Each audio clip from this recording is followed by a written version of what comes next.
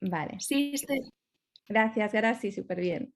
Bueno, pues lo que decía, hoy vamos a profundizar y a conocer una de las actuaciones educativas de éxito, ¿no? De todas las actuaciones educativas de éxito que se analizaron de forma más exhaustiva cuando se realizó el proyecto Included, ¿no? Entre 2006 y 2011, y que ahora introduciremos después un poquito durante la sesión si hiciera falta, vamos a analizar una de ellas, ¿no? Que es la formación dialógica del profesorado, una actuación de cómo desde estos espacios de formación docente que realizamos tanto en las escuelas como fuera de ellas, intercentros, en las universidades, en los centros de formación de profesorado, en la diversidad de modalidades, como desde estos espacios podemos lograr movimientos educativos para la mejora social de nuestros territorios.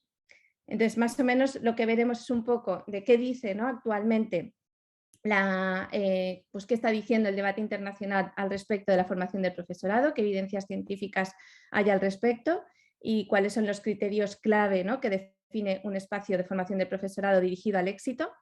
Después veremos una de las actuaciones en concreto, las tertulias pedagógicas dialógicas, a través de un caso de éxito que es a hombros de los gigantes que hemos llevado aquí en Valencia, y veremos algunos ejemplos más de algunos otros territorios, pero especialmente mostraremos evidencias al respecto de este ejemplo, de este caso de aquí.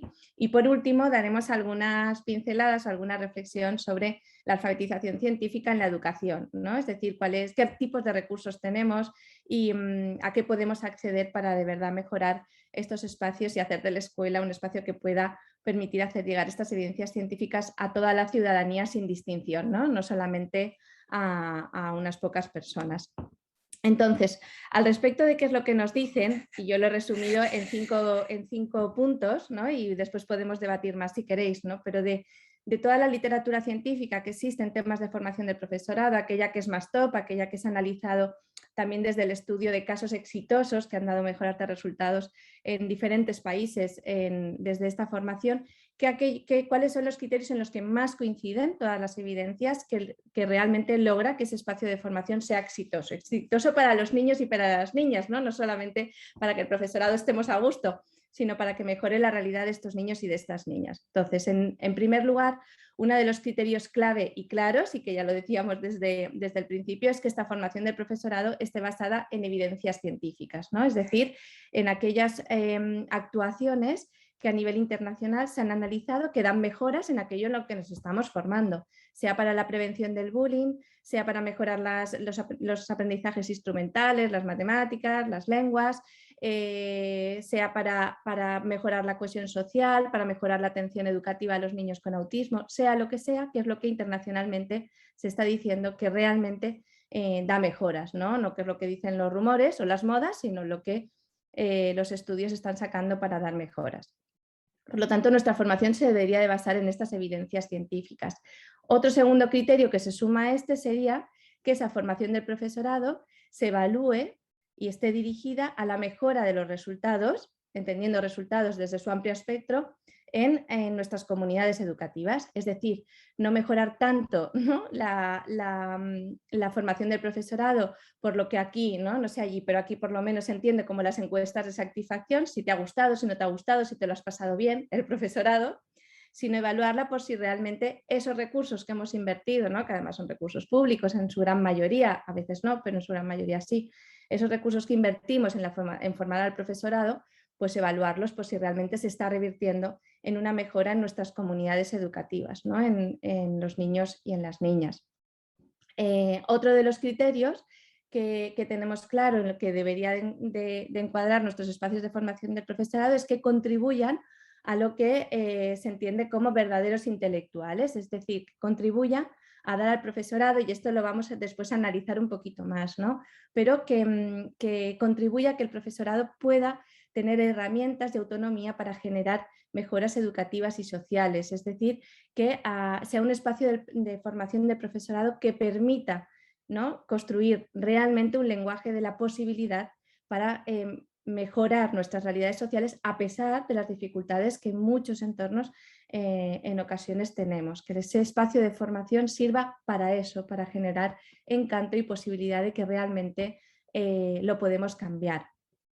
Otro de los criterios que nos ayuda a entender y a enmarcar estos espacios de formación del profesorado sería que cuando analizábamos, ¿no?, aquellos que realmente generaban cambios efectivos, reales, ¿no?, que estos cambios se llevaban a términos, uno de los indicadores clave que aparecía era que estos espacios de formación de profesorado se generaban a través de redes de confianza y de solidaridad y de trabajo.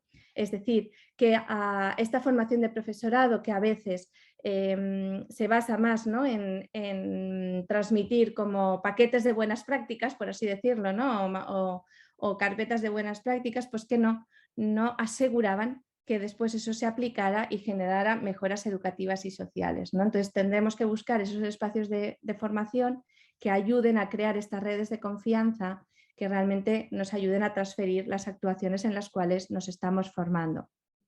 Y por último, otra de los indicadores que aparecía en la literatura cuando hacíamos toda esta revisión es que cuando estos espacios de formación del profesorado generan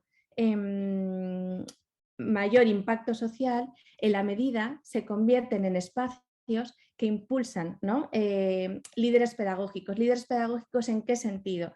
Que al combinar todos estos criterios que veníamos viendo, las personas que participan de este espacio después son capaces de liderar movimientos y cambios educativos en otros lugares, ¿no? Es decir, incluso más allá de su escuela, pues lo que vamos recogiendo es que son capaces de crear, pues, una actuación exitosa en otro ambiente, en una entidad social, en un barrio, en otros contextos, y que son capaces de formar, ¿no?, a otras personas, y todo esto revierte en mejoras todavía más en los territorios en los cuales lo aplicamos.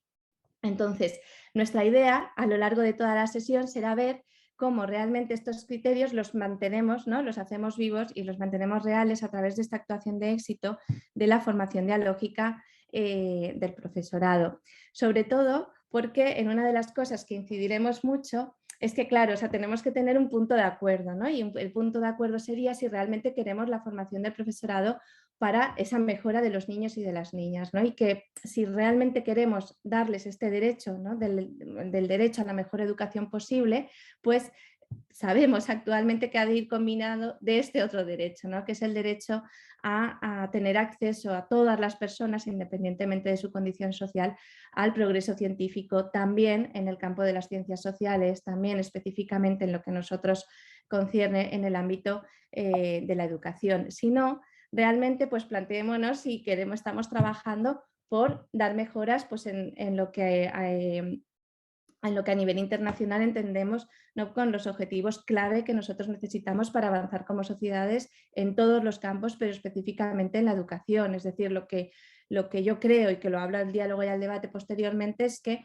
cuando abrimos y diseñamos esa formación de profesorado en nuestros centros y en nuestras instituciones diversas, entiendo que partimos de un consenso, y es que queremos aportar mejoras a estos objetivos de la Agenda 2030 en estos momentos y a otros, ¿no?, para superar las desigualdades y para diseñar un mundo mejor para todos y todas, ¿no? Entonces, este sería uno de los acuerdos primeros. Si queremos la formación de profesorado para otras cosas, entonces es otro debate, ¿no? Y tendríamos que hablar y tendríamos que ver si realmente la escuela debe dedicarse a estas otras cosas, ¿no?, que es algo que podríamos hablar. Por lo tanto, una de las cosas que nosotros y nosotras planteamos de asegurar a través de nuestra formación del profesorado es la de dar estas mejoras para todos y todas y romper, ¿no?, con estas supuestas causalidades que a veces pues, generan el que los niños o las niñas vengan de determinados contextos de desigualdad social, de pobreza, de exclusión en cualquiera de sus formas, y realmente nuestra formación va a romper con estas supuestas causalidades, ¿no?, porque sabemos que independientemente de tu familia de origen, independientemente de tu contexto social, podemos, a través de la educación, cambiar esas realidades sociales, y si lo podemos hacer, pues lo que queremos saber es cómo, qué formación de profesorado nos permite hacerlo y ponernos en marcha a ello, pero para ello tenemos que querer, ¿no? A veces cuando hablamos aquí con el profesorado y hacemos formación, muchas veces nos dicen, bueno, sí, pero es que el superar estas desigualdades sociales depende de un montón de cosas, depende de muchas cosas, dependen de los recursos, depende de qué contexto, depende de qué tipo de profesorado tienes, de cómo es tu equipo directivo. Sí, obviamente que las actuaciones que aplicamos en un centro dependen de muchísimas cosas, pero cuando analizamos la literatura, lo que nos dice y lo que nos identifica como un factor sistemáticamente clave, es decir, que siempre incide con más fuerza que otros en esas mejoras, es la formación del profesorado. Es decir, lo que caracteriza, independientemente de cómo sean los centros, de qué contexto en qué contexto estén, una de las variables que siempre se repite es en qué se forma ese profesorado y qué aplica en sus aulas. Por lo tanto, para eso sí tenemos autonomía, ¿no? De decidir qué vamos a hacer para poder cambiar esas realidades sociales, porque además sabemos que es un factor que siempre incide, que siempre influye, mucho más o más allá que otros que no siempre inciden, como a veces dialogamos o debatimos más, como puedan ser las ratios del aula, los recursos que recibo, el número de profesores que somos, etcétera, y que después lo podemos hablar también, pero que no sale cuando analizamos estos resultados en las escuelas como ese factor sistemáticamente clave, sino que el que sale es cómo es nuestra formación de profesorado y qué hacemos, ¿no? Algo que ya sabemos que hay personas que identificaron hace muchísimos años y que yo lo traía justo aquí hoy, además de porque está ahí en Deusto, que es en Bilbao, no, porque hace muchos años, hace más de 20 años, ¿no? Que ya venimos hablando de que la formación del profesorado se basa en evidencias científicas, ¿no? Que es algo que viene liderando especialmente el profesor Ramón Flecha desde hace más de 20 años y en los cuales ya identificó, ¿no? Una de las cosas que vamos a introducir y hablar un poquito hoy, que era esto de los mitos en la educación, aquellas actuaciones que hacemos y que hacemos de forma persistente en nuestras aulas y que no están basadas y contrastadas en evidencias científicas, es decir, que no está contrastada, que den mejoras, ¿no? ¿Por qué lo introducimos y por qué lo traigo aquí hoy? Porque a pesar de que hagan más de 20 años que los están identificando, que se han dicho, pues todavía persisten, ¿no? Entonces creo que es importante que podamos dialogar hoy a través de algunas de las cosas que yo pueda comentar y compartir, pero después que podáis preguntar, pues cómo vamos a superar estas barreras, porque es una de las causas por las cuales no podemos lograr pues todo el éxito que deseamos, ¿no? ¿Qué entendemos cuando hablamos de mito o de mitos en educación? Pues no hablamos de una actuación concreta que hacemos un día determinado, ¿no? Que a mí a veces, pues algunas compañeras me dicen, ya pero es que me cuesta saber si todo lo que hago está contrastado. No hablamos de todo lo que hacemos, ¿no? Que obviamente que lo podemos hacer, pero no hablamos de una actuación puntual que hacemos un día, hablamos sobre todo de aquellas actuaciones y de aquellas prácticas que introducimos de forma persistente en nuestras escuelas, que están en nuestro día a día, semana tras semana, y que no las cambiamos, cuando ya sabemos que no aportan mejoras educativas y sociales, ¿no? Podría ser el tema de la diversificación curricular, que es algo que yo creo que está muy extendido en todo el territorio y que tenemos todavía muchas escuelas, ¿no? El tema de segregar el alumnado por niveles curriculares, el tema de sacar al alumnado que peor va para adaptarle o reducirle el currículum, o el considerar y pensar, ¿no? que poner la expectativa en que, en que dependiendo de la familia y del nivel socioeconómico de su familia, los niños y las niñas tienen un determinado resultado escolar, o pensar que en los primeros años de vida, en la primera infancia, no existe la violencia de género y no preocupa que tengamos relaciones violentas, una serie de mitos y de creencias que tenemos instauradas en nuestras escuelas y que en la medida que están y no las sacamos y las vaciamos de ellas, pues nos impiden obtener todas las mejoras que deseamos y lo que es peor, nos da fracaso escolar para muchos niños y para muchas niñas, ¿no? Uno de los mitos por excelencia que hemos tenido instaurado en muchos de nuestros territorios es el tema de que el nivel educativo de las familias decir y pensar que determina el nivel que después obtendrá el alumnado, algo que ya sabemos que es falso, ¿no? O sea, ya sabemos que no lo determina, sino que lo determina aquello que nosotros y nosotras introducimos y hacemos con estos niños y con estas niñas en nuestras escuelas, ¿no? Que lo traía como uno de los ejemplos que, a pesar de que hace ya 50 años que se fue desmontando todo este mito, pues todavía lo tenemos en la forma en que programamos, en la forma en que elaboramos nuestras propuestas educativas en muchos de los centros educativos. y qué consecuencias tienen, ¿no? ¿Por qué decimos que es esencial identificarlos y es esencial ir retirándolos de las escuelas? Porque sí tiene consecuencias, o sea, no es inocuo que las tengamos, tiene muchas consecuencias y a pesar de que además introduzcamos actuaciones exitosas, nos permite avanzar mucho más despacio, incluso no avanzar del todo, ¿no? Es decir, ¿por qué estoy haciendo estas actuaciones si no avanzo? Bueno, veamos a ver. Sí, además de estas actuaciones estamos haciendo otras que no están basadas en evidencias científicas, ¿no? ¿En qué repercuten? Pues repercuten en muchos aspectos que podemos analizar, pero algunos, y en términos globales, y que yo creo que se han, ¿no? que se han introducido mucho en el imaginario y en el ideario también que tenemos por la escuela y por la educación, repercutieron por un lado en el papel y en la incidencia que se le daba a la educación para superar las desigualdades sociales, en la confianza que las personas, que las comunidades, que nosotros mismos y nosotras mismas tenemos en la educación para ofrecer un mundo mejor, ¿no? Es decir, si aquello que hacemos y que aplicamos no está dirigido a superar esas desigualdades sociales, ¿en qué medida construye esperanza la escuela, ¿no? Esto es algo que yo pienso que podemos reflexionar y que tenemos que reflexionar de forma profunda, ¿no? Luego decimos, bueno, es que no se da valor, no se da prestigio a la escuela, a los maestros, a las maestras, al profesorado. Bueno, es que esto también incide. Si lo que nosotros ofrecemos no está contrastado, no está validado, no asegura que va a dar mejoras a todos esos niños y a todas esas niñas en cualquiera de los aspectos que estemos abordando, pues claro, perdemos valor en ese sentido y perdemos prestigio social porque no ofrecemos estas mejoras, ¿no?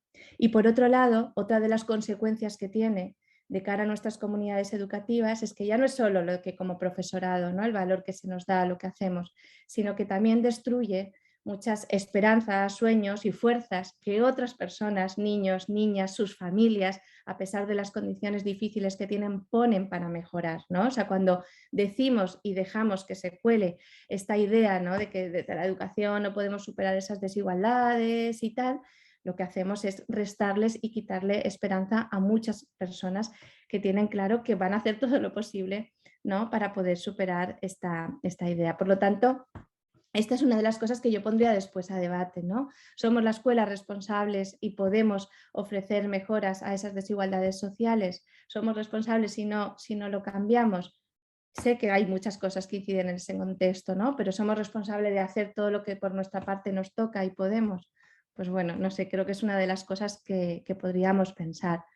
De forma reducida y concreta, ¿qué secuelas, ¿no? nos ha dejado algunos de estos mitos, ¿no? y que han estado y que están todavía en muchas escuelas? ¿no? ¿Cuáles son algunos de los impactos negativos que ha tenido no basar la formación del profesorado y nuestras actuaciones en evidencias científicas? Os pongo aquí algunas, ¿no? Por un lado, la persistencia de fracaso escolar en muchos contextos y en muchos ámbitos y en muchas áreas de aprendizaje, ¿no? y lo podemos hablar, que nos ha costado superar y que cada vez en algunos territorios llevamos cada vez mejor a medida que hemos ido introduciendo actuaciones, pero que en muchos aspectos hemos tenido todavía mucha persistencia de este fracaso. Y luego, ¿quién tenía este fracaso? ¿no? O sea, una de las consecuencias más claras que se pueden observar, o vosotros después también lo podéis contar desde la realidad de vuestro contexto, es esta idea de qué significa la desigualdad, ¿no? Es decir, que el fracaso escolar se acumula siempre en determinados contextos, en determinados niños y niñas, en determinado tipo de personas, ¿no? Y esto no nos permite superar esas desigualdades sociales. Y luego otra de las consecuencias que ahora en estos momentos yo creo que está muy a debate y es muy público, es el hecho de que ¿no? se haya llegado, ¿no? a valorar la escuela por los organismos internacionales como un espacio no seguro, donde cuando el niño o la niña va a la escuela, pues no le podemos asegurar que es un espacio libre de todo tipo de violencia, ¿no? porque todo aquello que los programas que hemos introducido pues no han asegurado éxito en este sentido, ¿no? Entonces, estos serían pues, algunos de los impactos negativos que tenemos y que hemos tenido, y que fue uno de los motivos principales por los que, en el caso nuestro, en el territorio valenciano, en el 2011 aproximadamente, pues decidimos hacer como un cambio radical en ese momento desde las políticas educativas, y lo podemos hablar después, pero también después desde muchas personas que nos fuimos pues, formando en red, en espacios de formación dialógica del profesorado, de espacios de formación de profesorado basados en evidencias científicas y que era como una especie de un basta ya, ¿no? Es decir, cada vez se decía de una forma más pública que la escuela no estaba superando las desigualdades. De hecho, a mí personalmente me impactó mucho, ¿no?, esto que salía en el informe europeo de eficiencia y equidad en la escuela, que salió en 2006 y después específicamente de formación del profesorado en 2007, una de las conclusiones más claras que creo que es dolorosa que decía era esta, ¿no?, que decía: la mayor parte de los sistemas existentes de educación y de formación reproducen y acentúan las desigualdades ya presentes.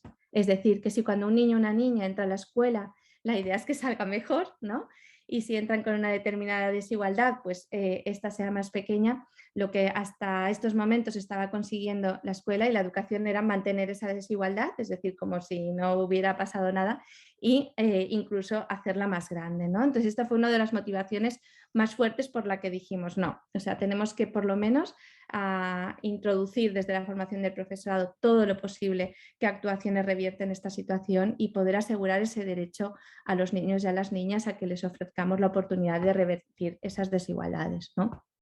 En este sentido, un poco en opuesto, ¿no?, a estos mitos o a estas prácticas no contrastadas o estas ocurrencias que introducimos en la educación, en lo que formamos y de lo que vamos a hablar todo el tiempo que llena, ¿no?, de contenido en nuestros espacios de formación del profesorado son de evidencias científicas de impacto social, ¿no?, que es lo que se definió a través de aquel proyecto Included que dirigía Ramón Flecha desde la Universidad de Barcelona con 14 universidades de toda Europa y que definieron como las actuaciones educativas de éxito y que una de ellas es la formación dialógica del profesorado que vamos a hablar hoy, ¿no? ¿Y en qué nos formamos? Pues en estas evidencias científicas de impacto social. ¿Y por qué pongo la coletilla de lo de impacto social, ¿no? Pues una forma de explicarlo que traíamos aquí hoy era con el tema de la vacuna, que pensaba que podía ser claro y de todo el periodo para el que hemos estado muy sensibles, ¿no?, en toda esta época de la COVID-19, y que lo que venimos a decir es decir, que en lo que nosotros nos formamos no es simplemente en evidencias científicas, sino son en aquellas evidencias científicas, y ahora explicaré por qué hago esta diferencia, que es importante, es en aquellas evidencias científicas que ya han demostrado su mejora, ¿no? Es decir, no es que busquemos a ver qué dice la literatura y ya está, sino que lo que vemos y analizamos es aquellas actuaciones que sabemos, ¿no?, que están acorde a todo el debate científico internacional sobre cómo aprendemos mejor, por ejemplo en la lectura, pero además se ha aplicado y además hemos recogido esa mejora en diversidad de contextos y en diversidad de etapas educativas. Esto es cuando hablamos de una evidencia científica de impacto social o de una actuación educativa de éxito, ¿no? Y que lo vimos muy claro cuando estaba saliendo toda la investigación, ¿no?, para intentar encontrar una vacuna para la COVID, y vimos muy claro esa diferencia entre las primeras investigaciones y publicaciones que salían sobre cuál era la mejor y cómo podía ser la vacuna y qué necesitábamos que tuviera, etcétera, a cuando esa vacuna se aplicaba y veíamos si realmente se reducían las personas que se contagiaban y se reducían el número de fallecidos, ¿no? Eso es lo que nos interesa. O sea, aquellas actuaciones que introducimos en la formación de profesorado es la que ya ha demostrado que se reduce el fracaso escolar o que mejora la cohesión social en un centro, ¿no? Y que esas mejoras están publicadas y se han puesto a debate público con personas investigadoras y con la ciudadanía, ¿no? Por lo tanto, lo que iremos analizando siempre habrá estado puesto en debate y en diálogo entre personas investigadoras, pero también entre las propias personas que han recibido estas mejoras y también en las personas que aplicamos estas actuaciones de éxito, es decir, que se elaboran en diálogo igualitario entre todas las personas, ¿no? Y son contrastadas desde los relatos de vida de las personas. No se trata nada más de un estudio descriptivo, de diagnóstico, etcétera, sino que son las propias personas las que te explican y con las que hemos ido construyendo estas actuaciones y que es en vidas reales en las que hemos construido todas y cada una de estas mejoras. Las actuaciones educativas de éxito, ¿no?, en las que nos formamos, cuando decimos que son transferibles, decimos que se han extendido en muchas partes, en muchos países, en muchas etapas educativas, en diversidad de personas, culturas y contextos, y que en todas ellas han ofrecido mejoras. Por eso hablamos de que cuando decimos que podemos introducir esta actuación de éxito en cualquier otro contexto para buscar esa mejora es porque ya se ha demostrado, ¿no?, esa mejora en esa diversidad de contextos. Si no, se trataría de otro tipo de actuación, y que después lo podemos hablar. Aquí os describía un poco cuáles son estos 4 indicadores que nos pueden dar pistas, porque a veces cuando estamos en los espacios de formación el propio profesorado nos lo pide, nos pide, bueno, ¿y yo cómo diferencio esto ahora que a mí me traen, ¿no?, a mi escuela, que me han dicho que va a mejorar la convivencia, este programa de neuroeducación, no sé qué, ¿cómo puedo saber, no? Pues bueno, sí hay 4 criterios más o menos claves que nos pueden dar pistas de cuando una evidencia es de impacto social, ¿no? Y los traía aquí simplemente, no voy a entrar a fondo en cada uno de ellos, pero para que tengamos también la autonomía y el criterio de diferenciarlo y de reconocerlo o de preguntarlo, ¿no? Nosotros una cosa que animamos aquí muchísimo al profesorado es que cuando les llevan a formaciones que tienen que ir y que les explican un programa que se va a promover y que se va a introducir en las escuelas, les animamos muchísimo a hacer estas preguntas, ¿no? Que puedan preguntar dónde están publicadas las investigaciones acerca de ese programa en el cual nos están formando, y que dónde están publicadas las mejoras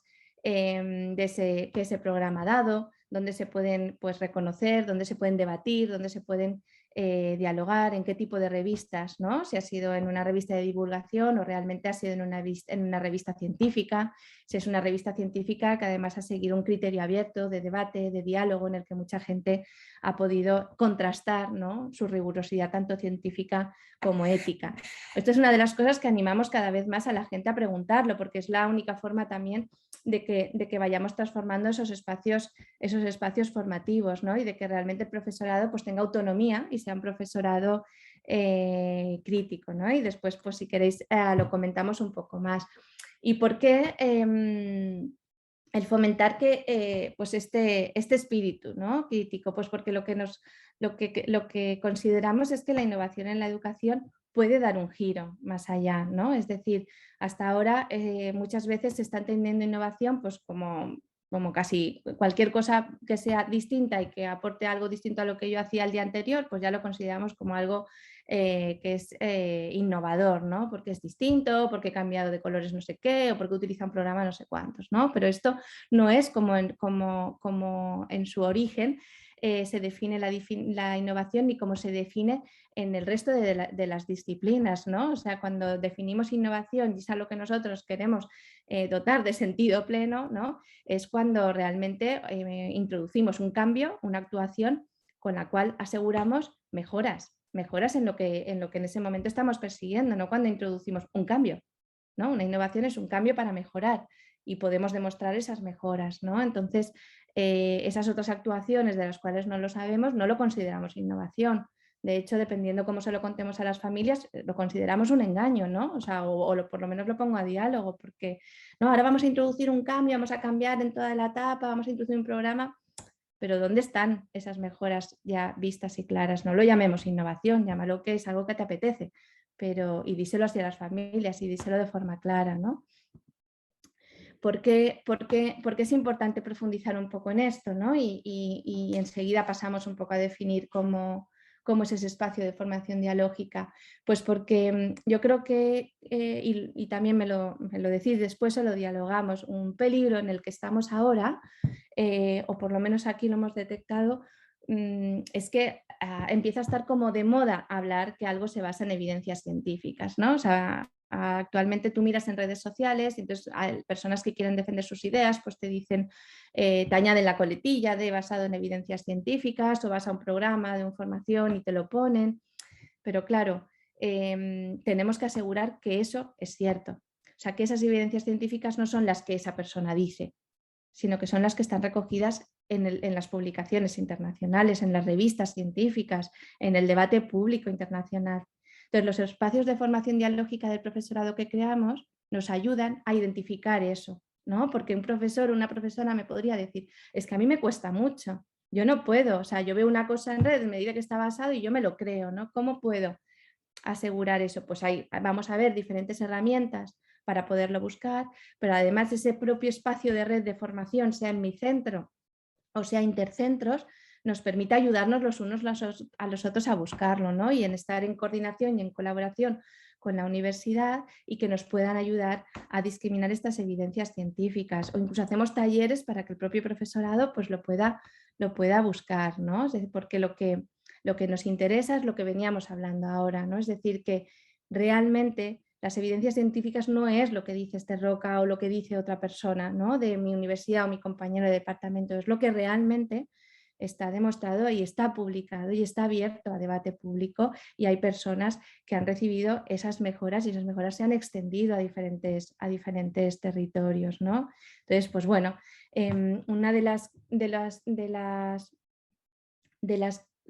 cosas, ¿no?, que hablamos aquí en los debates cuando tenemos con el profesorado es de poco a poco pues dejar de ser seguidores, ¿no?, de estas ocurrencias, porque claro, al final lo que hacemos es alimentar esta formación basada en actuaciones que no están contrastadas, ¿no?, y que van a decir lo que necesitemos oír, total, para poder mantener esa popularidad o poder mantener ese chiringuito, si es un chiringuito, lo que tienen montado, etcétera, ¿no? Poder mantener sus ideas, estén contrastadas o no. Pero esto yo lo dejo aquí a debate, que después lo podemos dialogar, y podemos dialogar en mayor profundidad también qué riesgos conlleva, ¿no? El no abrir espacios para que las familias, el profesorado pueda detectar esto, ¿no? Yo, por ejemplo, la semana pasada, ¿no?, lo hablábamos, uno con unas familias y otro con un profesor y con profesorado, de una formación que se había hecho pues, en un centro para prevenir el suicidio en la adolescencia, y nada de lo que se había formado y el programa que ponían ahí estaba contrastado. La familia no lo sabía, que no estaban contrastados, las familias a las que los forman, porque no, eso no lo hacen público, te cuentan el programa, pero no te cuentan que no está avalado por nadie. Entonces, es peligroso los temas en los que formamos y a quién lo dirigimos, ¿no? Porque las familias muchas veces no tienen este acceso tan fácilmente. Entonces, la escuela puede asegurar estos criterios, ¿no? Y puede ayudar a dar herramientas para poder discernir un poco pues, aquellas cosas que no están avaladas y entre otras que sí. En este sentido, entraríamos ya más en cómo organizamos estos espacios de formación dialógica del profesorado, ¿no? Esta era una primera reflexión un poco para introducir el porqué, ¿no?, la relevancia de por qué estos espacios de formación se basan en evidencias científicas y por qué al hacerlo de esta forma nos ayudan a dar mejoras, ¿no? Ya entraríamos un poco en cómo nos cómo organizamos estos espacios de formación del profesorado. A ver, dentro de la actuación de éxito de la formación dialógica del profesorado, pues una de las conceptualizaciones así de introducción inicial sería un espacio en el cual nos formamos específicamente el profesorado, pero que son espacios además abiertos a otros agentes de la comunidad, ¿no? Siempre definimos los espacios de formación dialógica del profesorado como un espacio abierto, que vendrán muchas otras personas o no, pero que seguro están abiertos a que puedan venir familiares de la comunidad educativa o otros agentes del barrio, de otras entidades sociales que inciden y que trabajan en la educación de los niños y de las niñas. Tenemos muchos espacios de formación dialógica del profesorado que por ejemplo, forman parte de los educadores, las personas que por ejemplo, aquí llevan los comedores escolares, ¿no? Y cuando hacen las formaciones en convivencia, pues esta es conjunta junto con los profesionales, ¿no?, para asegurar ¿no?, que tiene la mayor incidencia posible en la vida de los niños y de las niñas. Y a esos espacios de formación de profesorado siempre están dirigidos a esa mejora educativa y social de la vida de los niños y de las niñas, ¿no? Es decir, yo me acuerdo cuando empezamos aquí hace muchos años que decíamos, bueno, pues si el profesorado se quiere formar en pilates o patines, pues está fenomenal, pero que eso sea otro espacio, ¿no? Pero que el espacio que está dirigido, porque aquí lo hemos tenido, el espacio que está dirigido directamente a esta formación del profesorado ha de estar dirigido a la mejora de la vida de los niños y de las niñas y definirse bajo ese principio. Entonces, este espacio de formación, cuando pensamos y decidimos en qué nos vamos a formar, lo primero que se analiza es esto, ¿no? ¿Qué es lo que más necesitan nuestros niños y nuestras niñas? ¿Qué es lo que más necesitan las familias? No tanto qué es lo que necesito yo como profesora, como profesor, ¿no? O para desestresarme o para tal. No lo sé, si además tenemos que hacer otros espacios de convivencia porque necesitamos X o luego lo hablamos, pues busquemos esos espacios, ¿no? Pero que cuando nos reunimos todos y todas y hacemos ese esfuerzo y usamos los recursos que nos dan en el centro para esa formación, esté realmente dirigida a esta formación del profesorado. Y escogemos las tertulias pedagógicas dialógicas como una de las actuaciones docentes de éxito principal, aunque hay otras y vamos a ir comentando varias, porque cuando además hicimos todo el análisis comparativo con todos los programas de más éxito a nivel internacional en la formación del profesorado, la que reunía y recogía todos los criterios claves para ese impacto eran las tertulias pedagógicas dialógicas, no era la única que recogía todos los criterios que habían asegurado ese éxito, ¿no? O sea que cuando empujamos, ¿no?, y hacemos más fuerza, especialmente en esta actuación docente de éxito, es por esto, ¿no? Es porque reúne todos esos 21 criterios que en su día estuvimos comparando entre los diferentes programas internacionales para dar esa mejora y ese éxito escolar en todos los campos. Y también lo hacemos por esa necesidad que sentíamos y que veíamos también de reencantar los espacios de formación docente, ¿no? Que eran espacios a veces pues, más instaurados en la queja, cansados, que costaba a veces como ir a ese espacio y que queríamos llenarlos pues, de otro brillo, ¿no? Entonces, una de las cosas que cuando leía en su día, leí el libro de Amistad Deseada, una de las cosas que allí explica de forma muy detallada entre Ramón y Jesús Gómez y la amistad que surgía, pues una de las cosas que hablaban era justo esta, ¿no? Cómo todo lo que habían analizado y investigado sobre las tertulias dialógicas, en concreto sobre las tertulias literarias y el encanto y sentido que devolvía a la vida de las personas, cómo podíamos trascender también, ¿no?, ese encanto y ese sentido a la formación del profesorado, ¿no?, y cómo podíamos hacerlo transfiriendo esas tertulias literarias a esas tertulias pedagógicas dialógicas, ¿no? Entonces, esta herramienta que utilizamos y esta actuación de éxito que utilizamos para formar es justo por esto, ¿no? Por acercar esa excelencia científica que queremos, que estas tertulias nos permite ampliar el conocimiento científico y pedagógico riguroso que el profesorado tiene sobre cómo mejorar la educación de los niños y de las niñas al tiempo, ¿no?, que crecen en sentido y en comunidad, y al tiempo que comparten pues, sentimientos y valores de cómo quieren diseñar, ¿no?, y desempeñar la educación que van a dar a los niños y las niñas. Una tertulia pedagógica dialógica, ya sé que en su mayoría sabéis lo que es, simplemente lo recuerdo por si alguna persona no lo conoce. Es un espacio de diálogo colectivo en el cual debatimos un texto, en este caso es un texto riguroso de impacto teórico o científico internacional que recoge pues, alguna contribución exitosa en la cual queremos nosotros en ese momento profundizar más, ¿no? Es decir, leemos las obras originales de aquellos autores que están más reconocidos a nivel mundial por las mejoras educativas y sociales que han ofrecido, ¿no? Y hemos leído libros muy diversos y sobre todo leemos todos aquellos que nos permiten mejorar y acelerar el impacto de las diferentes actuaciones educativas de éxito que introducimos en los centros educativos. En estas tertulias nos juntamos personas muy diversas, a veces de un mismo centro, de una misma comunidad educativa, en otras personas de diferentes centros, y siempre con este criterio de estar abiertas, ¿no?, de estar abiertas a la comunidad. De hecho, en algunos centros que son ya centros de secundaria o de formación profesional, etcétera, son espacios en los que incluso participan también los propios estudiantes, es decir, todas las personas que están interesadas en mejorar la educación de los chicos, de las chicas de esa comunidad, pues pueden formar parte de este espacio de tertulia. En una tertulia, si por ejemplo hemos elegido el libro de Compartiendo Palabras de Ramón Flecha o El aprendizaje dialógico en la sociedad de la información o Procesos psicológicos superiores de Vygotsky, pues del libro que hayamos elegido lo que hacemos es dividirlo en partes, por capítulos o en lo que decidamos en el grupo, y cada sesión debatimos esa parte que hemos escogido, ¿no?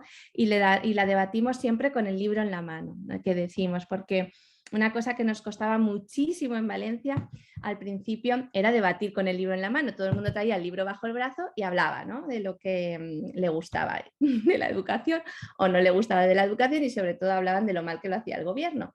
Pero decíamos, no, abre el libro y dinos en qué página dice eso, ¿no? Al principio nos costó mucho esta idea. Entonces lo que hacemos en una tertulia pedagógica es que decimos, ¿no?, de qué queremos debatir, que está en la página 15 o en la página 16, leemos el párrafo en concreto y a raíz de ahí vemos cómo esa idea, ese párrafo, esa contribución que nos propone el autor o la autora, podemos transferirla a los diferentes contextos o actuaciones que estamos llevando a cabo, cómo la podemos hacer realidad. Y de eso vamos debatiendo todo el tiempo, encadenando los diferentes textos y diálogos que se dan en torno al libro, y nos permite comprender y acceder a contribuciones y a libros que de otra forma no haríamos, o bien por la dificultad que entrañan, o bien porque al no recrearlo, ¿no?, entre los diálogos de las diferentes personas y en pensar juntos cómo transferirlo a nuestro contexto, pues nos surgirían esas ideas y esos diálogos para poderlo hacer, ¿vale? Es decir, que cuando lo debatimos no es un deleite científico y teórico solamente, ¿no?, del texto, por la curiosidad de entender el texto, sino todo lo contrario, que lo debatimos pensando en cómo eso lo vamos a hacer realidad en los diferentes espacios educativos en los cuales estamos conviviendo, ¿no? Y una de las fórmulas más mágicas, ¿no?, que tiene estas tertulias pedagógicas, yo lo reconocía en su día, o lo vimos de una forma como muy clara en este libro de Brunner, ¿no?, de Educación Puerta de la Cultura, cuando lo estuvimos debatiendo, porque una de las cosas que él enuncia ahí, él habla del antídoto para el descuido, ¿no?, en el sentido de cómo es muy fácil, ¿no?, que en el día a día de nuestras prácticas, de nuestras actuaciones de aula, cuando no estamos continuamente teniendo un espacio para reflexionar qué es lo que hacemos y por qué lo hacemos y en base a qué lo hacemos, es muy fácil que se cuele el descuido, ¿no?, y que pues sean, él decía, ¿no?, siempre pues los mismos, ¿no?, esas personas que tienen más dificultades, los que pues no reciban toda la educación de éxito que pudieran, ¿no? Entonces, las tertulias pedagógicas es un espacio de diálogo entre todos y todas que nos permite tener ese antídoto ante el descuido, ¿no?, que el estar reflexionando siempre qué es lo que estamos haciendo y cómo lo estamos haciendo y en qué se basa y por qué mejora este niño o no mejora este grupo, etcétera. Evitamos esos descuidos que Brunner enuncia muy bien como uno de los principales impedimentos para el cambio, ¿no? Cada uno de esos descuidos que se nos cuelan y que aquí en las tertulias podemos debatir cómo hacer realmente ese cambio, ¿no? Descuidos hemos tenido muchísimos. Aquí traía 2 ejemplos y 2 modelos de artículo que podemos debatir y que aquí hemos debatido en diversas ocasiones. Uno de ellos es el que está publicado en REMIE, que es la revista educativa de la cual soy editora, y que es Aprendizaje significativo de Ausubel y segregación educativa, y que explica de forma muy clara por qué la segregación empeora los resultados y la cohesión social en las escuelas y en los centros educativos, y cómo esto se coló con la ley educativa que se introdujo a través de la LOCSE, y cómo ha persistido durante muchísimos años, y que debatirlo también en estos momentos creo que nos puede prevenir y asegurar qué vamos a hacer ahora cuando vengan los cambios que vienen con la ley que viene en la actualidad en estos momentos, ¿no? Y cómo nosotros y nosotras como profesionales vamos a asegurar que los descuidos que se cuelan a nivel político no se cuelen en la vida de nuestros niños y de nuestras niñas. Y esto lo dejo un poco aquí y lo enlazo con el artículo que tenéis al lado, ¿no?, que en este otro artículo muestra, por ejemplo, lo que sí hicieron, ¿no?, por ejemplo, en un país como Finlandia, a principios de los años 80 más o menos, para generar esas mejoras que actualmente pues, conocemos, ¿no?, y que el artículo explica muy bien y de forma muy detallada cómo uno de los cambios principales y más profundos fue un cambio en la formación del profesorado, también en las políticas educativas, de pasar a no estar contrastadas a estar basadas en evidencias científicas. Y justo una de las cosas que explica muy bien y que yo invito a reflexionar quien quiera leerlo es este descuido, ¿no? Explica cómo cuando formamos al profesorado en evidencias científicas adquieren la mayor posibilidad de tener juicios independientes de lo que hacemos en nuestro día a día del aula, pero también de esas normativas, esas políticas públicas que salen y en las cuales nosotros tenemos mucho margen de movimiento, y que esos juicios independientes nos permiten usarlas y proteger a los niños y a los niños y asegurar que aquello que hacemos sea para mejorar, ¿no? Y no aplicar y hacer las cosas, como decía muy bien Freire, como si fuéramos paqueteros, ¿no?, que me dan un paquete y lo aplico y yo no cuento, ¿no?, simplemente lo traslado. No, pues no, sí cuento. y contamos mucho y muchísimo, ¿no? Lo que vamos a ir hablando, ¿no? De los diferentes ejemplos que vamos a explicar en cómo hemos llevado a cabo esta formación dialógica del profesorado aquí, lo podéis leer en algunos de los artículos que vamos a ir explicando, especialmente en este que os comparto, y en el cual un poco explicamos de forma más detallada cuál fue su impacto a nivel científico, político y social, ¿no? A raíz de un espacio de formación del profesorado. Lo digo también porque a veces pues, podemos infravalorar, ¿no? Lo que son estos espacios y cómo realmente pueden generar cambios y movimientos sociales y educativos importantes y que den muchas mejoras, más mejoras que algunas leyes, ¿no? Que lo que nos dieron fue fracaso. Esto dejo ahí para que después alguien tenga ganas de dialogarlo y comentarlo, ¿no? ¿Cómo diseñamos el espacio de formación dialógica del profesorado? Pues una de las cosas que tenemos muy claro es que nos guiamos por los 7 principios del aprendizaje dialógico, como en las demás actuaciones de éxito, ¿vale? Y que no entramos a explicar cada uno, pero sí los enuncio aquí para que los podamos tener de referencia. Son nuestra guía, ¿no? Nuestra guía en cada tertulia pedagógica, en cada espacio de debate o otra actuación que hacemos dentro de la formación del profesorado, como vamos a dar ejemplos, ¿no? Es decir, que si hablamos de diálogo igualitario, pues hablamos de un espacio en el que consideramos la validez de todos los argumentos, cómo lo introducimos pues, a través de esa evidencia científica, de ese libro que estamos compartiendo o leyendo, ¿no? Es decir, no es el argumento del que más tiempo lleva en ese espacio de formación de profesorado ni en ese centro, sino el argumento que es más valioso, ¿no? También son pues, espacios en el que reconocemos todas las voces, también reconocemos las voces de las personas que no necesariamente pertenecen al mundo académico y que vienen a estos espacios de formación al profesorado y que nos ayudan muchísimo también a entender y a detectar todas aquellas contribuciones que queremos transferir. Nos guiamos también por la transformación. Cuando yo digo que nos guiamos, es que ahora es verdad que en muchos espacios que llevamos ya 5, 6, 7, 10 años, es como que esto surge casi solo, pero yo recuerdo que en los primeros años era algo que recordábamos constantemente, ¿no? Es decir, por ejemplo, cuando decimos que ponemos en valor la transformación, es que cuando surgía un debate y que muchas veces se iba un poquillo ahí a la queja y tal, siempre la persona que moderábamos en ese momento siempre lo decíamos, bueno, ¿y esto en qué transforma? ¿No? Acordémonos, es uno de nuestros principios. Y esto es un poco lo que nos ha ayudado a modelarnos a nosotros mismos y a nosotras mismas, que venimos pues, de muchas socializaciones de otros espacios, y esto nos lo recordábamos constantemente, ¿no? Y bueno, y esto que estamos ahora hablando, qué cultura de la posibilidad, ¿no? Nos está transmitiendo para mejorar. Y entonces, bueno, pues redirijamos el debate, vamos a ello, ¿no? ¿Cómo transformamos? O, por ejemplo, este otro de dimensión instrumental. Pues claro, los libros que leemos son libros top.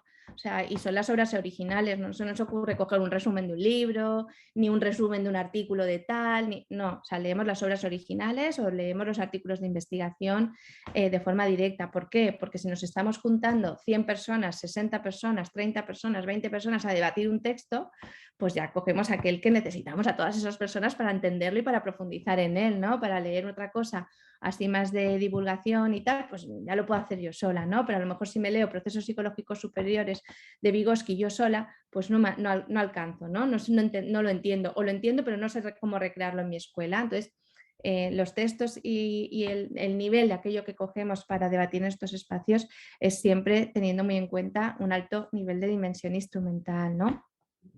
Luego, por ejemplo, en la creación de sentido, pues en la línea de lo que decía de la transformación, ¿no? Es decir, que de fondo lo que tenemos de sueño en esa tertulia o en ese espacio de formación siempre es lo que nos une a todos y todas, y por lo que lo que hemos quedado todas y todas ahí es para mejorar la vida de los niños y de las niñas. Y esto nos lo repetimos constantemente. Cada vez que surgió un debate que se ideologizaba mucho, ¿no? Pues volvíamos a esto, ¿no? ¿Cuál es nuestro punto de unión? Venga, pues cómo estos diálogos mejoran la vida de los niños y de las niñas. Y esto para nosotros fue clave para obtener esa mejora. Tenemos espacios que a nivel de diversidad cultural no somos muy diversos. Es verdad que nos cuesta llegar a otras culturas y que porque también la escuela, las escuelas en las que trabajamos, pues no siempre tenemos esa diversidad. Y es verdad que los espacios de formación de profesorado que os cuento, siempre estamos soñando, venga, tenemos que conseguir más diversidad cultural y la buscamos y tal. pero sí somos muy diversos en cuanto a otro tipo de creencias, ¿no? Políticas, religiosas, etc. Entonces, para nosotros esto ha sido clave, porque las escuelas con las cuales intervenimos en esos espacios de formación son muy diversas en este sentido, y esto ha sido muy importante. Tenemos escuelas concertadas, escuelas públicas, escuelas privadas, cooperativas, gente de entidades, gente muy distinta, y con esta unión de mejorar la vida de los niños y de las niñas de nuestro territorio, ¿no? de que en Valencia la educación de los niños y de las niñas les dé más libertad, ¿no? Más educación, más nivel para todos y todas sin distinción. Y en este sentido, pues otro de los dos principios claves son la solidaridad y la igualdad de las diferencias. La solidaridad es uno de los principios que recogemos en la ayuda mutua, no solo para entender y discernir, ¿no?, lo que dice ese texto y de cómo lo podemos transferir a nuestras escuelas, sino también a la hora de ayudarnos en todo, ¿no? Tenemos diferentes foros y entonces pues son espacios en los que cuando necesitamos, oye, ¿cómo estáis llevando a cabo ahora los grupos interactivos en la pandemia? Pues pum, ¿no? Es un espacio en el que todo el mundo da respuesta, y esto nos lo recordamos.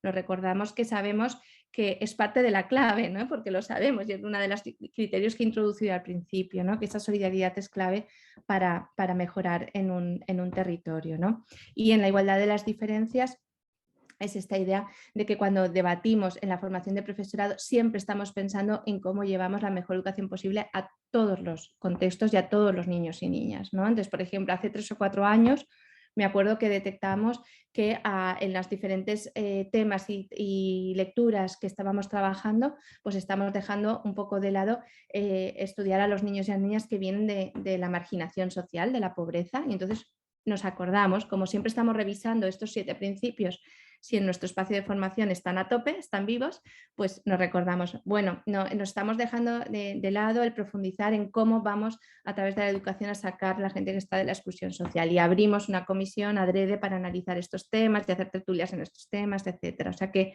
estos 7 principios para nosotros son una guía para dar éxito a este espacio de formación del profesorado, ¿no? Luego, con respecto a la organización, perdonad, que os estoy mareando con las... Es que tengo aquí varias cosas, aquí, vuestras caritas y se me solapa. Vale, que con respecto al espacio de formación que estaba poniendo antes, decía... formamos como una especie de comunidad de aprendizaje, y esto lo he puesto por si ayudaba también a entender el espacio. Es decir, nosotros cuando empezamos un espacio de formación de profesorado en una escuela o una tertulia o en un intercentros, una de las primeras cosas que hacemos es soñar, ¿no? Es soñar ese espacio de formación, esa tertulia, qué queremos, ¿no? ¿Qué impacto queremos que tenga? ¿Hacia dónde va? ¿No? ¿Qué es lo que queremos mejorar? Y eso nos permite como estar después en los diálogos situados, ¿no? Y ir mejorando en el sueño que buscamos. Y también en estos espacios de formación dialógica tenemos como 2 espacios, ¿no? Diferentes espacios que también para que conozcamos cómo debatimos de diferentes formas, ¿no? Tenemos un espacio, por ejemplo, en este seminario que somos unas 100 personas, pongamos, tenemos un espacio en el que todos y todas juntos debatimos un texto, una obra, todos juntos y todas juntas, ¿no? Sea pues, el que decía de aprendizaje dialógico en la sociedad de la información, por ejemplo, o el amor en la sociedad del riesgo, y debatimos ese libro todos juntas en diferentes capítulos, pero después esta sería como la primera hora, hora y media de formación. Después hacemos un breve descanso y tenemos otro espacio de formación. En algunos centros todo seguido o en algunos seminarios, pero en otros esto lo hacen un día y la segunda parte lo hacen otro día. ¿Qué hacemos en la segunda parte? En la segunda parte nos juntamos, esas 100 personas nos dividimos por grupos, por comisiones, le llamamos las comisiones mixtas, parecido a una comunidad de aprendizaje. Y en esas comisiones nos reunimos por los sueños. Es decir, si hemos soñado que ese espacio de formación de profesorado queremos que reduzca la violencia que tenemos en las escuelas de Valencia, pues hay una comisión que es para la reducción de la violencia, para violencia cero, y va a estudiar actuaciones de éxito en concreto sobre violencia cero. Si queremos mejorar la enseñanza de las matemáticas, pues hacemos otra de matemáticas dialógicas. Si queremos otra que esté dirigida a las tertulias, porque queremos tener en más escuelas más tertulias, más rigurosas, mejor hechas las tertulias literarias, hacemos una comisión de tertulias. Es decir, que además de ese espacio común donde leemos la obra, después tenemos las comisiones que trabajan en temas muy concretos de lo que más necesitan en ese momento ese profesorado o esa escuela, dependiendo de si están en educación infantil o si están en primaria, o si igual les va muy bien las tertulias literarias, pero no les salen nada bien las artísticas.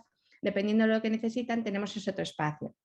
Y en ese otro espacio leen, ¿no? Leen también artículos de impacto científico sobre ese tema en concreto y lo debaten y van sacando conclusiones para mejorar lo que hacen en su escuela en relación a esa actuación, o lo que hacen en sus vidas, o lo que hacen desde la entidad en la que estén trabajando, ¿no? O ven una conferencia de algún científico que explica esa actuación de éxito, pero ya es en concreto sobre cada una de estas actuaciones. Entonces nos movemos con estos dos espacios específicamente, ¿no? Luego tenemos algunos otros tipos de actuaciones, pero específicamente, un poco para que lo entendamos para cuando vamos poniendo los ejemplos y que después lo podamos dialogar.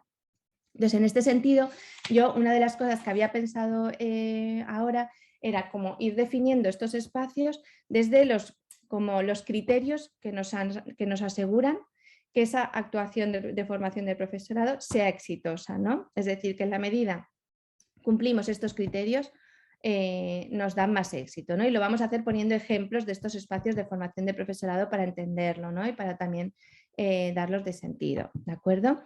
El primer criterio en esta aplicación de la formación dialógica del profesorado sería el que ya he repetido varias veces, ¿no? De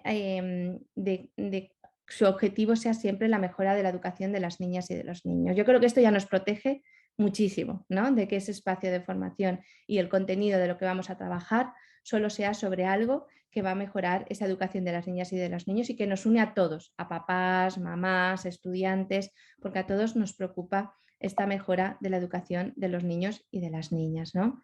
En este sentido, nosotros nos hicimos unos criterios, que esto hay espacios de formación que lo hacen, otros no lo hacen, pero en base a estos 7 principios, pues nos recordamos mucho estos criterios, ¿no? Que de verdad nos llevan a este objetivo de mejorar la vida de los niños y de las niñas.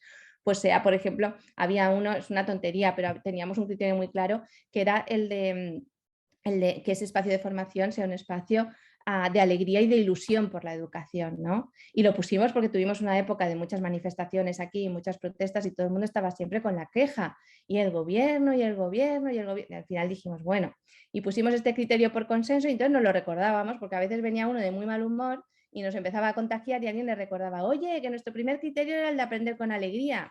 O sea, y entonces ya era como que se cortaba, ¿no? Y nos lo íbamos recordando y era una forma un poco de proteger que ese espacio no perdiera todo tipo de encanto, ¿no? Pero también es porque ese objetivo, ¿no? De mejorar la vida de los niños y las niñas es lo que define la evaluación de ese espacio de formación de profesorado también. Es decir, una de las cosas que nosotros revisamos, ¿no? Y evaluamos de esos espacios de formación es realmente si los resultados de los chicos y de las chicas están mejorando, ¿no? Eso es uno de los resultados que miramos. Lo miramos de diferentes formas, dependiendo de los territorios. Nosotros no tenemos evaluaciones externas, ¿no?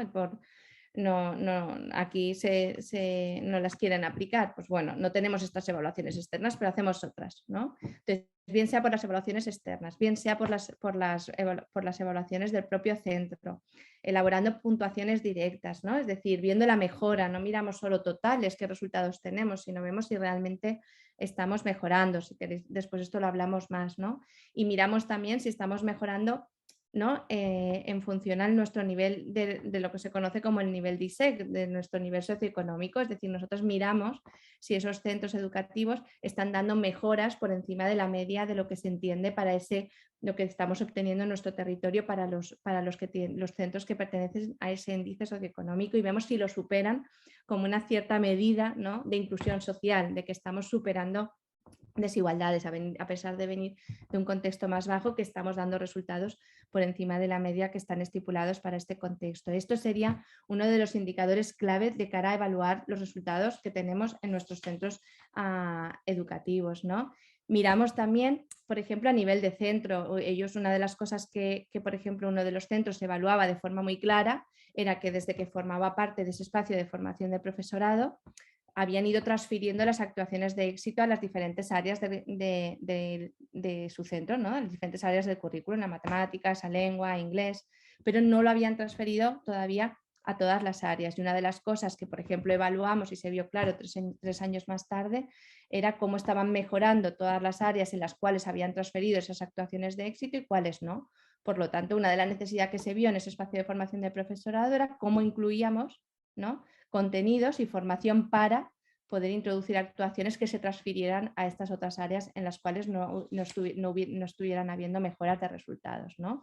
Por lo tanto, para nosotros esto sería muy importante. O sea, no es solo el sentido de que hacemos una formación para mejorar la vida de los niños y de las niñas, sino que evaluamos si esto estaba pasando, ¿no? Y uno, por ejemplo, de los indicadores que vimos y que evaluamos en la investigación que hicimos en uno de los seminarios, en el seminario de equivalencia, que vienen centros, profesorado de diferentes centros educativos, uno de los resultados más claros fue que se daba mejora en todos los centros que habíamos evaluado, ¿no? Es decir, que el 100% de los centros mejoraban con respecto a su índice socioeconómico, de los centros que que participaban del seminario y que estuvimos evaluando los resultados, pero además otra de los indicadores más claros fue que el 100% de los centros habían transferido las actuaciones en las cuales se habían formado. Esto es un problema que cuando haces, ¿no?, y analizas literatura internacional sobre formación de profesorado sale constantemente. Uno de los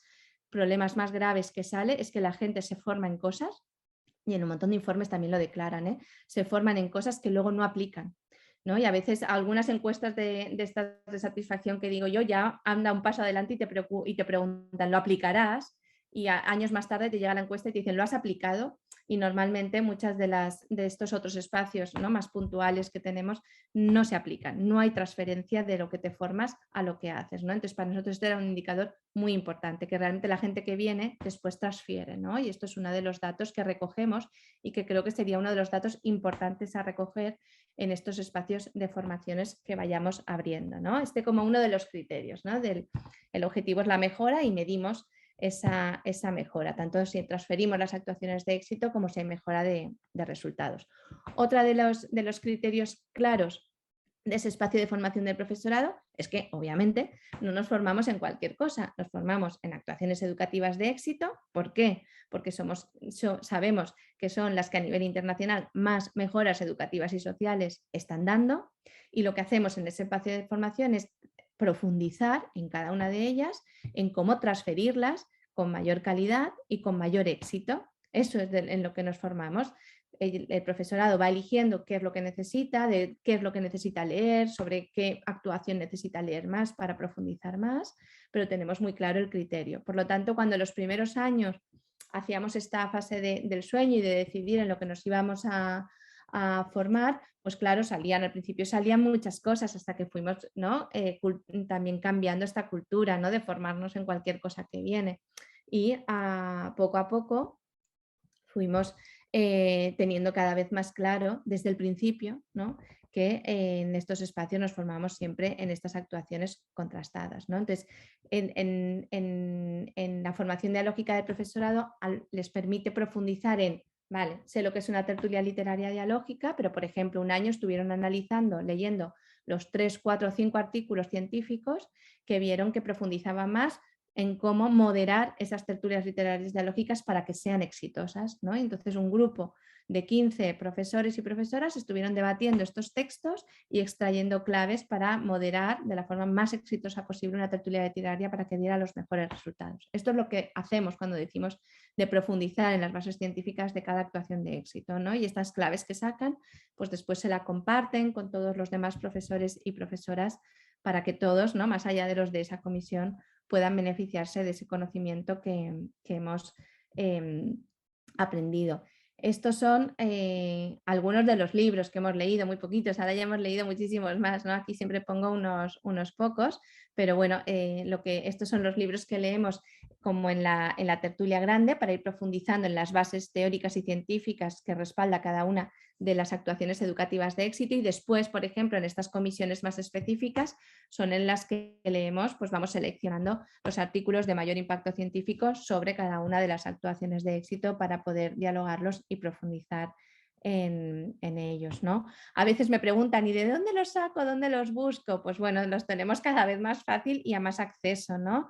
Tanto arriba, ¿no? Os pongo la página web de CREA, que tiene la pestaña que indica excelencia científica, tú entras ahí, tienes todos los artículos de la Web of Science conforme los vamos publicando y puedes acceder a todo lo que, para estar súper actualizado en cada una de las actuaciones educativas de éxito, como estar súper al día. Y luego también en la página web de comunidades de aprendizaje también se van poniendo, ¿no? Algunos de los artículos más clave para cada una de las actuaciones de éxito. En ambas, nosotros es un poco donde vamos orientando al profesorado para ir seleccionando sus lecturas y sus debates para mejorar en cada una de esas actuaciones, ¿vale? Con esta idea de fondo, que sería el criterio número 3 y que ya decía yo un poco al principio, ya introducía, ¿no? Esta idea de que queremos una formación para ser críticos, pero críticos de verdad, no sé, si no después luego lo hablamos, a críticos como aquellas personas no que dicen bla, bla, bla, sino aquellas personas que realmente dan mejoras, ¿no? Desde sus escuelas y desde estos espacios de formación. Una de las primeras cosas que vimos cuando abrimos estos espacios era que realmente el profesorado, algunas de las cosas que nos decían era esta, ¿no? Es realmente somos marionetas, lo que nos traen y lo que en ese momento se pone de moda, ¡pum!, nos dejamos seducir y lo aplicamos, ¿no? Pues no, en estos espacios de formación nos permite ser críticos al respecto, es decir, yo tengo una formación, tengo una base científica, si no la busco, si no me ayudan a buscarla, y evalúo y contrasto cada cosa que voy a hacer en mi centro y cada intervención que voy a aplicar con los niños y con las niñas, ¿no? De forma que si una familia me viene a preguntar por qué voy a hacer eso con su hijo, ¿no? Que ha sufrido acoso, por qué voy a hacer este tipo de intervención con este niño que tiene una dislexia, etcétera, yo tengo claro por qué la hago, dónde están sus bases, en qué se fundamenta, qué mejoras ha dado hacerlo así. Y esto es lo que cultivamos, ¿no? Porque pensamos que eso hace que la educación realmente sea más crítica y más democrática, ¿no? No lo hago, pues porque me lo han dicho. No, tengo reflexionado y claro por qué lo hacemos, ¿no? Y en los espacios de formación queremos que sean útiles para eso, ¿no? Para formarnos en lo que más necesitamos en ese momento y dialogarlo conjuntamente, ¿no? Una frase muy bonita que muchas veces pues comparto es una que nos decía uno de los profesores, ¿no?, de una de las escuelas que participaba en el espacio de formación del profesorado y que decía, el otro día en la tertulia que hago con mis alumnos de sexto de primaria, en uno de los debates salió el tema de por qué leer el libro si tenemos la película. Imagínate, el alumnado de la era digital, a priori el libro parecía tener la batalla perdida. Y una alumna dijo que pensaba que era mucho mejor leerse el libro y argumentó, así evitamos que otros imaginen por ti, ¿no? Y este argumento convenció. Y el profesor nos decía, eso mismo pensé yo, de qué suerte tener seminarios de formación como el nuestro que nos permiten por fin que nadie imagine por nosotros, ¿no? Es esta un poco la idea, o sea, que nosotros podamos soñar qué queremos para mejorar la educación de los niños y de las niñas y lo podamos hacer, ¿no? Y no estemos a expensas de otros. Y lo ligo y lo decía porque cuando realmente vinieron, ¿no?, desde la Universidad de Barcelona a investigar algunos de los profesores y profesoras que participaban en este seminario, en ese momento, no sé si éramos más de 100 personas o 200 personas o algo así, se estuvo entrevistando, ¿no?, al profesorado en relación a realmente, por esto de ser marionetas o no, realmente cuántos libros leían, cuánta investigación contrastada leían, etcétera, ¿no? Y se hizo una entrevista de cuánto leían antes del seminario y cuánto se leían después. Y uno de los datos más importantes que surgieron a raíz de esta investigación era justo esta, ¿no? Una, que se identificó y se vio de forma muy clara que antes no leían, ¿no?, y que tenían, el porcentaje era bajísimo de los libros y la investigación científica que consultaban. Pero además de eso, que no era simplemente que leyeran, sino también si ese conocimiento científico que habían aumentado y que ahora leían más, si realmente lo usaban para resolver las situaciones de aula que tenían en su día a día, ¿no? Y lo que vimos a través de esa investigación, tras 4 años de implementación de la formación dialógica del profesorado, es que pasó, pues no sé si de un 15, un 20% a un 80, 85% el profesorado que no leía a leer y que además hacía uso, ¿no?, de esas lecturas para poder resolver y atender sus situaciones de aula, ¿no? Y no solo eso, sino que una de las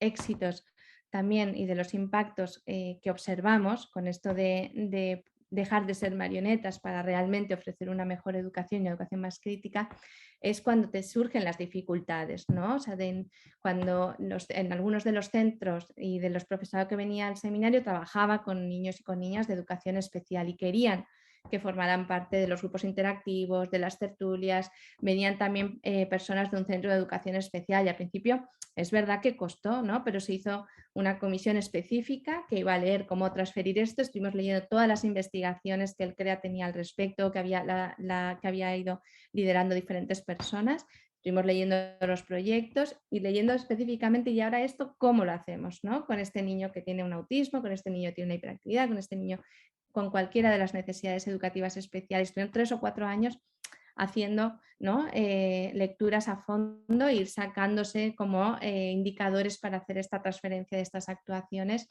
y a día de hoy tenemos muchos centros que hacen estas actuaciones de éxitos con los niños de educación especial con impactos maravillosos, que muchos de ellos ya se han publicado, esto es uno de los artículos, pero se han publicado muchos otros. Entonces, una de las cosas, ¿no?, que ellas contaban era esa capacidad, ¿no?, de realmente poder transferir a los niños y las niñas que más sufren y que más dificultades tienen estas actuaciones de éxito.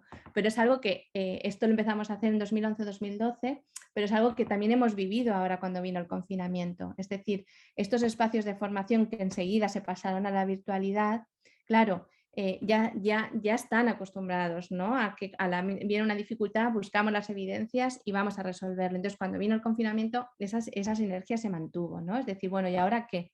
Ahora tenemos esta situación, ¿cómo vamos a hacer las actuaciones de éxito confinados, ¿no? Y empezamos a buscar todo lo que había que nos pudiera dar pistas. Buscamos, bueno, ¿cómo superan las dificultades? Entonces nos fuimos a leer un artículo científico sobre cómo superar las dificultades. ¿Cómo lo hicieron? Vale, llamando a las familias, haciendo no sé qué. Y íbamos siguiendo, ¿no?, estos mismos pasos para recrearlo en esta situación nueva, que era la situación de confinamiento, ¿no?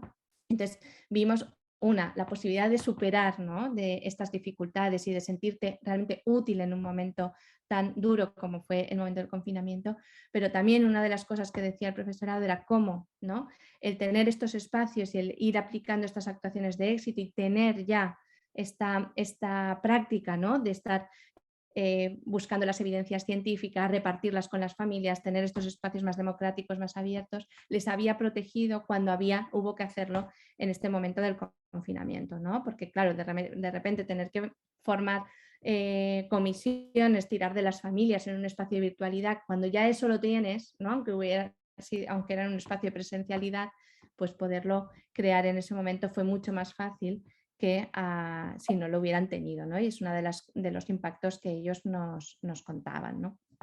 Otro de los criterios, y que va un poco al hilo de lo que estaba diciendo ahora, otro de los criterios claros para que esa formación sea exitosa es la diversidad de agentes educativos, ¿no? Es otra de las evidencias claras de que cuando conseguimos que vengan más agentes que participan en esas comunidades educativas tenemos mayor impacto. ¿Por qué? Por esta idea de hacer llegar el conocimiento científico de cómo mejorar la educación, que no la tengamos solo unos cuantos, ¿no?, que no la tengamos solo las personas más expertas, sino hacérsela llegar a todos, ¿no?, a los niños, a las niñas, a las familias, y que esos espacios de formación sirvan para eso, ¿no?, para poder recrear ese conocimiento científico entre otros y otras, ¿no? Y que son las propias mamás y los propios papás los que luego lo cuentan, ¿no?, que te dicen es que realmente a todos nos preocupa lo mismo, todos estamos preocupados por poder mejorar, pues, la vida de los niños y de las niñas en los temas que en ese momento, pues bien sea porque necesitamos que lean más y mejor, porque necesitamos aumentar las matemáticas o porque necesitamos que tengan unas mejores relaciones entre ellos y ellas.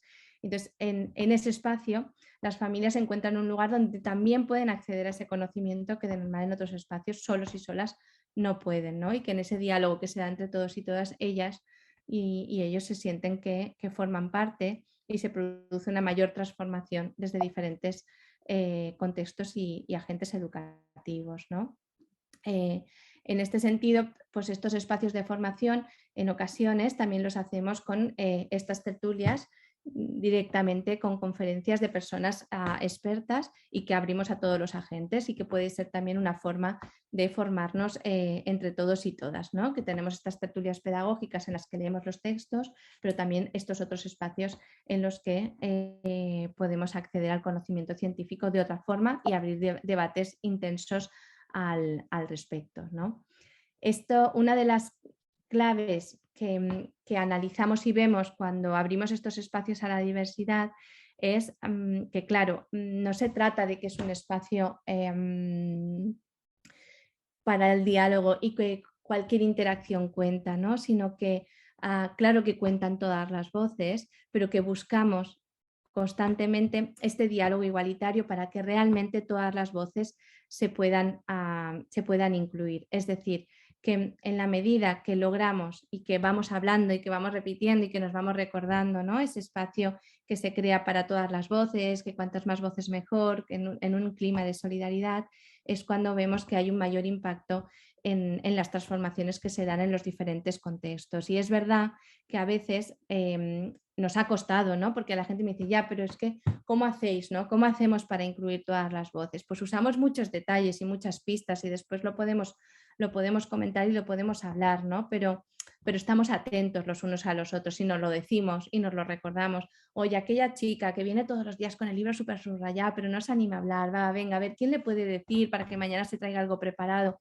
Y nos vamos ayudando en este sentido, ¿no? Y aquí uno de los relatos que traigo es una chica, en ese momento acababa de acabar, era su primer año que estaba en un centro y vino al seminario y coincidió ese año, estábamos leyendo el libro de Mead, que fue muy complejo para muchas personas, ¿vale? Porque era muy de la psicología y a muchas personas pues le costó, es un libro que costaba más. Y esta chica venía todos los días, el libro súper subrayado, pero no intervenía, ¿no? Y entonces uno de los días pues nos acercamos y, venga, y hoy intervendrás, tal. Y dice, es que lo tengo todo subrayado, pero es que no entiendo nada. Pues nada, no pasa nada, interven así, ¿no? Elige un párrafo para contar que no lo entiendes, o sea, hay que ver qué opinan otras personas de esto que dice, con esta idea de que queríamos reflejar el máximo de voces posible, ¿no? Y entonces, pues nada, ella vino y entonces empezó la tertulia, empezó la gente a compartir sus párrafos y cuando llegó a su turno ella lo contó, ¿no? Dijo, voy a compartir un párrafo, pero porque realmente no lo entiendo, ¿vale? Y entonces lee su párrafo y ella misma estaba así como nerviosa, iba leyendo el párrafo, empezó a hilar todos los diálogos de los demás, y ella sola se explicó el párrafo realmente, ¿no? Y entonces, claro, dijimos, pero ya lo has explicado todo, no tenemos nada más que añadir, ¿no?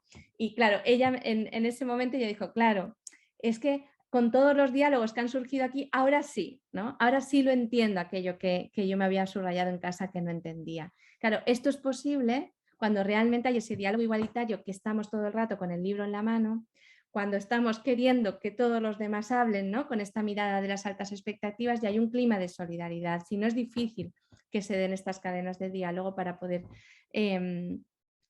profundizar, ¿no? en incluir todas las voces. Entonces, una de las claves que perseguimos constantemente es esta, ¿no? Es decir, que realmente lo del libro es importante, porque si empezamos a hablar de nuestras ideas, realmente no ayudamos a esa cadena de diálogos que las personas pueden hacer para poder seguir identificando las mejoras en el libro, ¿no? Y esto nos da paso a otro de los criterios, y que sería en que las tertulias nos permite establecer este puente, ¿no? Entre lo que sería la contribución teórica o científica que estamos leyendo y nuestro mundo de la vida, ¿no? Lo que nosotros vivimos en el día a día de las aulas. Y es una de las cosas que remarcamos y reforzamos mucho todo el tiempo en la tertulia. No solo comparto el párrafo, sino que lo comparto diciendo, ¿y esto en qué me ayuda? ¿Y esto en qué nos ayuda a mejorar esa educación en concreto que estamos llevando en el día a día de las aulas, o en esa formación de las familias, o en esa participación en el barrio, ¿no? Buscamos todo el rato ese puente y esa unión, y no quedarnos solamente en la contribución teórica.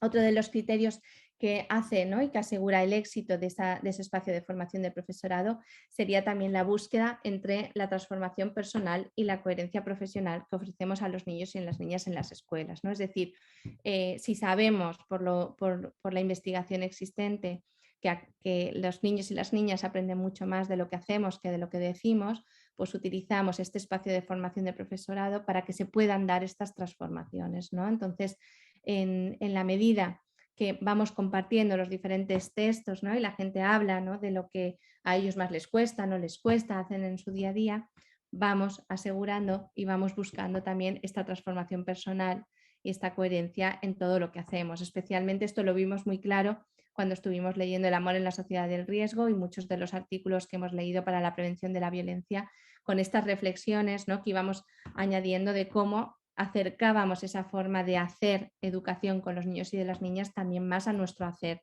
en la docencia, ¿no? Y que esto lo tuviéramos claro todo el tiempo, ¿no? Y una de las, por ejemplo, una de las participantes decía, claro, en la tertulia al mismo tiempo se va produciendo una transformación personal que afecta a lo profesional, es decir, el hecho de estar ahí e interaccionar con las demás personas hace que tú empieces a transformarte y encuentras un espacio que te ayuda a unar ambos discursos, ¿no? Pensamos que necesitamos muchos espacios de formación que nos ayuden a aunar estos discursos, que muchas veces cuando tú formas parte de un espacio como el de hoy, ¿no?, de una conferencia, es más difícil que se dé una transformación personal, ¿no? Es decir, necesitamos un espacio de reflexión, de profundización para que a la vez vayamos también identificando y cambiando y queriendo cambiar y ayudándonos a cambiar lo que nosotros hacemos en nuestro centro para que se parezca más a lo que decimos, ¿no?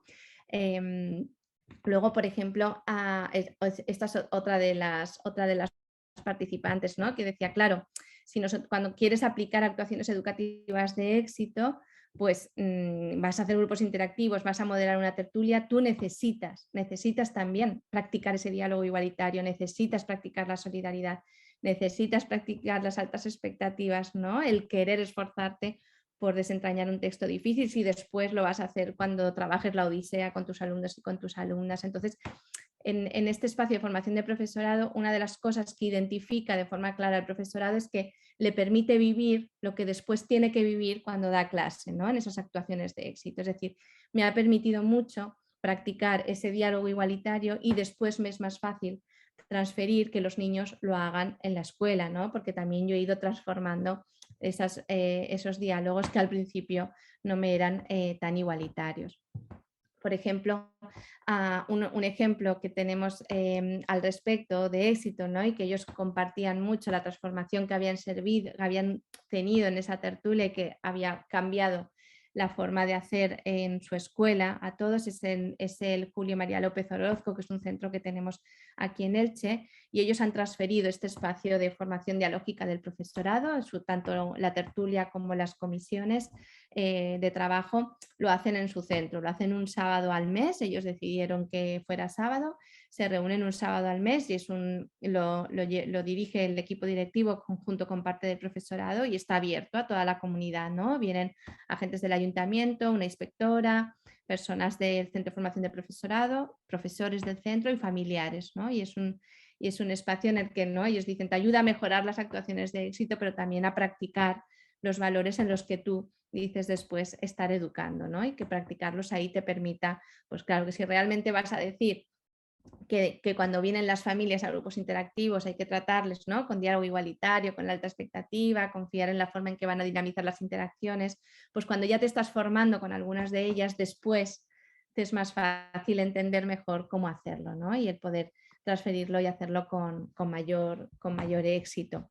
O otra de las cosas que resaltaban, ¿no?, en temas de solidaridad el profesorado, es que habían encontrado en esas tertulias pedagógicas o en esos espacios la fuerza y la red de solidaridad que les había permitido después crear otros espacios transformadores, ¿no? O sea, por ejemplo, en el primer caso es una tertulia en un pueblo rural de aquí de Valencia, una tertulia que hacían con mamás para acceder a la alfabetización y la profesora lo decía, ¿no? Si yo no hubiera formado parte de ese espacio de seminario, de esa tertulia pedagógica dialógica, donde he visto que otros se lanzaban a hacerlo y cómo lo hacían y lo hemos compartido y lo hemos analizado, jamás me hubiera atrevido yo sola en aquel pueblo rural a abrir una tertulia para alfabetizar a las mujeres del pueblo, ¿no? O esta otra profesora, Blanca, que empezó y que se lanzó hace ya muchos años en su instituto a hacer las tertulias feministas dialógicas y que lo hacía con los jóvenes, mixtas y no mixtas,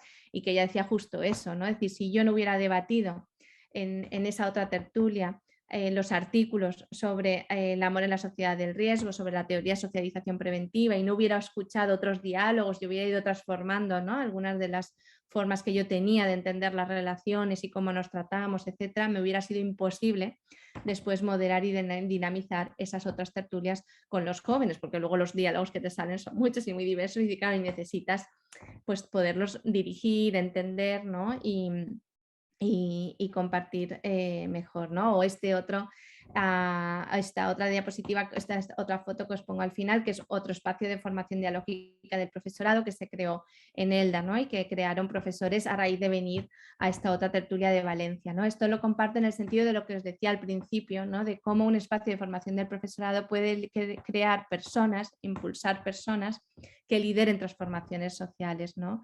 Si realmente queremos mejorar mucho y queremos mejorar rápido, necesitamos espacios de formación que generen este impacto, ¿no? Y la formación dialógica del profesorado se define queriendo buscar también este impacto, ¿no?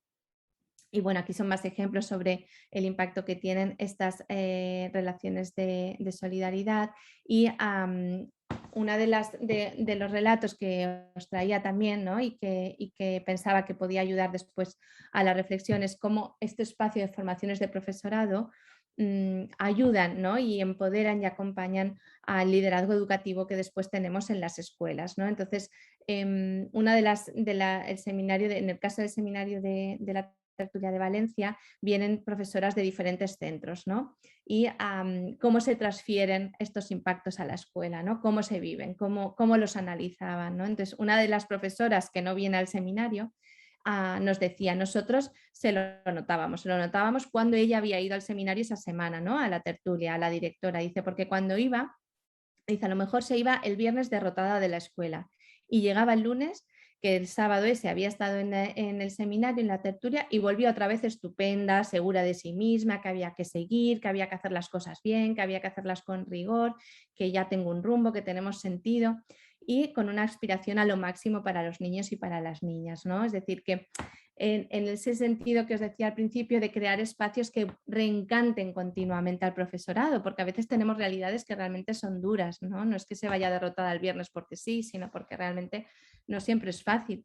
Y tener un espacio en el que tú, ¿no?, vuelvas mejor, ¿no?, para poder seguir aspirando a esas transformaciones. O esta otra, que en este caso era al revés, era una profesora a la que venía al seminario y la directora no venía. Y la entrevistamos a la directora para poder medir el impacto de que alguna de sus profesoras vinieran a una tertulia de formación dialógica del profesorado cuando ella como directora, por ejemplo, no venía, ¿no?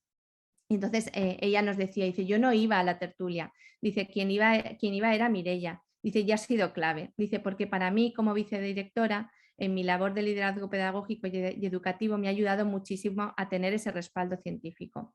Y tú cuando lo compartes, pues al principio había reticencias de todos los sectores, porque hay tanta gente que trabaja de otra manera, segregando y tal.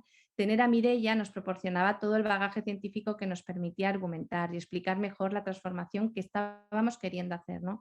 Es que yo lo que le diría a los compañeros es que todos los que quieran arrastrar, acompañar o liderar un cambio pedagógico al éxito, les diría que vayan ahí, que vayan porque les ayudará muchísimo, ¿no? Una persona que nunca había venido, pero que detectaba y vivía ese impacto de esta otra persona que venía al seminario para generar esas transformaciones, ¿no? Estos son algunos ejemplos más de cómo las personas vivían todas estas transformaciones. Y aquí os traía también de cara a identificar por qué estos espacios de formación dialógica del profesorado, o sea, qué tipo de impacto genera, ¿no? Y entonces, aparte de lo que os decía antes, ¿no?, de que el 100% del profesorado transmitía, ¿no?, transfería esas actuaciones de éxito a su contexto de aula, a sus centros educativos, estos son algunos de los otros datos que también identificamos, ¿no?, que eran importantes de cara a medir el impacto social de este espacio de formación del profesorado, ¿no? Es decir, vimos cómo el 90% había generado líderes pedagógicos que estaban transformando más transformaciones sociales más allá de su aula, que estaban moviendo y liderando otro tipo de actuaciones más allá de sus propias aulas, y que más del 70% se habían integrado en otros tipos de movimientos educativos y sociales a raíz de participar en este espacio de tertulia pedagógica, ¿no? Esto lo incluía un poco como reflexión de cómo es un espacio de formación de profesorado que va más allá, ¿no? Que no es solo el adquirir conocimientos, sino el de generar mejores realidades sociales para mejorar nuestros territorios, ¿no? Y una de las cosas que también identificamos, por esto que a veces igual sale luego en el diálogo, en el debate, porque muchas veces a las personas nos decían, bueno, ¿y hasta qué punto de esto depende el apoyo que pueda haber a lo que es a nivel de política pública, a nivel de las políticas educativas? ¿Hasta qué punto, pues si hay apoyo, tenemos más mejoras o no, ¿no? Entonces nosotros una cosa de las que identificamos a raíz de estos espacios de formación de profesorado es que es cierto que cuando tuvimos apoyo, ¿no?, de estas políticas más claras de introducir en las políticas públicas la formación científica, y que estaba definido como una actuación de éxito en la política pública, la mejora fue muy rápida, ¿no? Es decir, la forma en que se empezaron a transferir estas actuaciones de éxito, las mejoras de resultados que se observaban, el crecimiento de espacios de formación dialógica del profesorado basado en evidencias científicas creció de forma muy rápida, eso es cierto, pero lo que también analizamos es que si estos movimientos no hubieran surgido, ¿no?, entre el profesorado y desde la base, no se habrían implementado y además no se habrían sostenido, ¿no? Es decir, que una de las cosas que nos permitió analizar cuando vimos todo el recorrido y todo el impacto que estaba generando es que lo que realmente nos contaban, decían y había motivado que se generara ese espacio de formación del profesorado había sido los movimientos entre iguales, entre el profesorado, y que después, ¿no?, años más tarde, que ahora eran 4 o 5 años, que ya no está como política pública la formación basada en evidencias científicas, todos estos espacios se habían mantenido, ¿no? Entonces, cómo realmente podemos ofrecer desde los movimientos entre iguales, desde la formación de profesorado entre nosotros y nosotras, estas transformaciones sociales más allá, ¿no?, de que tengamos más o menos apoyo político, que obviamente cuando lo tenemos va más y va más rápido, pero que no lo podemos hacer si no tenemos este liderazgo primero entre las comunidades educativas, ¿no? Y aquí está ya pues más resultados de Disculpa, todas. Esther, Sí, estamos un poco fuera de hora, así que 5 minutitos si te parece y damos vale, turno de vale, palabra. vale, perfecto. Sí, aquí traía también un poco el ejemplo, el impacto que había tenido más allá, ¿no? O sea, es decir, después de transferir al profesorado estas actuaciones de éxito, la cantidad, ¿no?, que pasamos, pues si éramos, cuando empezamos los espacios de formación dialógica del profesorado en 2011, en ese momento éramos 3 escuelas las que aplicaban actuaciones de éxito en todo el territorio valenciano, en toda la comunidad valenciana, pasaron a ser alrededor de 100 escuelas las que empezaron a transferir y a trabajar con estas actuaciones de éxito a raíz del impacto de crear estos espacios de formación dialógica del profesorado, ¿no? Y, bueno, y luego pues no solo, ¿no?, a nivel de las escuelas, sino como el éxito, ¿no?, o los resultados que iban teniendo en este espacio de formación había llevado a otras personas a crear estos mismos espacios de formación dialógica del profesorado en otros territorios de la Comunidad Valenciana y también incluso en otros países con estos mismos resultados. Si queréis, por mi parte, paramos aquí, lo dejamos aquí un poco por el tiempo y hacer las preguntas y si acaso puedo incorporar alguna de las otras cosas a raíz de lo que se vaya preguntando, ¿vale? Y así no me alargo. Muchas gracias. Gracias a ti, Esther. Bueno, pues ahora tenemos 20 minutos aproximadamente para el turno. Estamos aquí, cómo lo estuvimos haciendo desde el principio, o sea, mm, bien si es dentro de una escuela como si es desde fuera, aquí una de las cosas que hicimos fue, pues eso, una vez un cole, ¿no?, ha hecho una formación previa o desde un centro de formación de profesorado, desde una entidad, hacemos una formación previa en qué son las actuaciones de éxito, directamente después abrimos un seminario de formación. O sea, a ver, en nuestro caso, la primera vez que vino en 2011, quien vino por primera vez a contar así a las actuaciones de éxito fue Ramón Flecha. Y Ramón Flecha ya en la conferencia, cuando acabó, dijo, a ver, para mejorar, o sea, hay que hacer formación dialógica del profesorado. Y entonces aquí somos muy obedientes para algunas cosas, para otras no. Y entonces dijimos, pues ya está.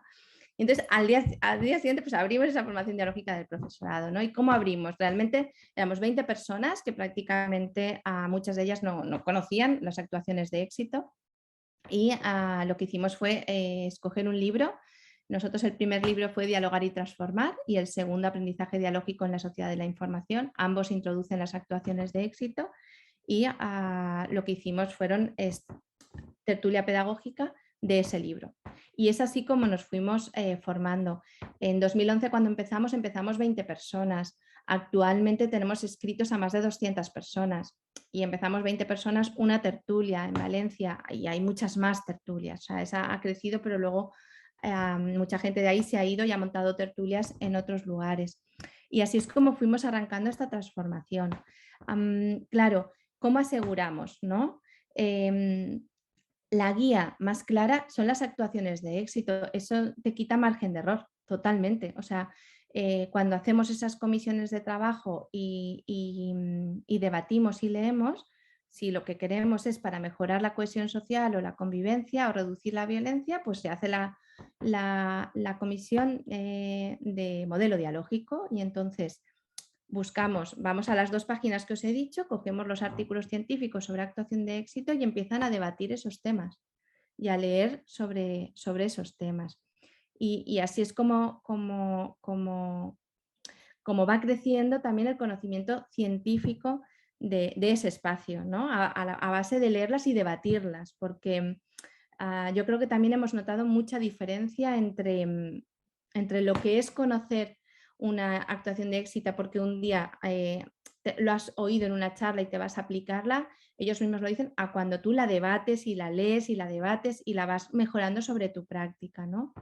Entonces, realmente empezamos y lo hacemos de esta forma, ¿no? Ahora tenemos más herramientas, ¿no? que es una de las que os iba a compartir y que os las comparto ahora mismo, por ejemplo, con el chat, ¿no? Pero no sé si hace poco más de un año hará o casi 2 años, se lanzaron, por ejemplo, las 2 primeras plataformas en el mundo sobre educación y sobre género, ¿no? Que son 2 plataformas virtuales sobre evidencias científicas y de diálogo abierto para toda la ciudadanía.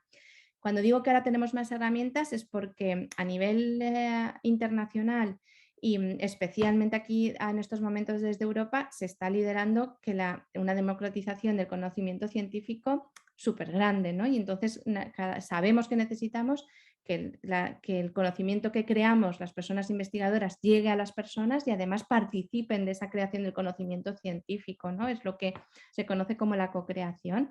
Y entonces, en estos espacios de formación del profesorado son perfectos para poder acceder y participar, por ejemplo, de esta creación del conocimiento científico y de este debate. Entonces, por ejemplo, ahora, en este último año, desde que se abrieron las plataformas, esto lo hemos introducido al espacio de formación dialógica del profesorado. ¿En qué sentido? Pues, por ejemplo, si tenemos una comisión que en estos momentos está debatiendo sobre tertulias científicas, cómo mejorar el conocimiento matemático y científico que introducimos en la escuela primaria. Entonces, es una comisión sobre este tema. Pues las comisiones tienen varios criterios. Una es, leemos JCRs, ¿no? Artículos científicos originales sobre esa actuación, los debatimos, a veces un mismo artículo lo debaten 2 o 3 sesiones, no es necesario que sea un artículo cada sesión, lo que necesite, ellos se autogestionan. Y otro de los criterios que hemos introducido es participar de ese debate, ¿no? Es decir, que vayan a una de las plataformas, la que esté relacionada con su tema, y participen, o preguntando o contribuyendo o reflexionando sobre un punto en concreto de ese conocimiento que están analizando. ¿El por qué hacer esto? Para ayudar a empoderar y a que el profesorado cada vez tenga más inquietud, manejo y práctica de participar de estos diálogos científicos que tienen que ver con su labor docente, ¿no? Para seguir mejorando y siendo cada vez como más críticos y más creadores del conocimiento que llevamos a las escuelas. Entonces, esta sería otra de las herramientas. No sé si explico bien el origen, pero empezamos así. Y a nosotros nos da mucho encanto el sueño, introducir ese sueño. Igual que decimos, ¿no? En las escuelas que necesitamos soñar que queremos, ¿no?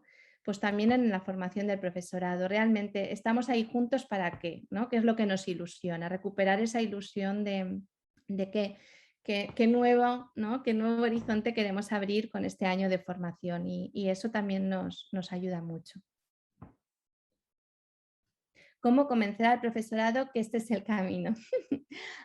Mira, a nosotros una de las cosas que más, ahora voy leyéndolos esto, una de las cosas que más éxito ha tenido ha sido el que generara mucho éxito el espacio y el boca a boca.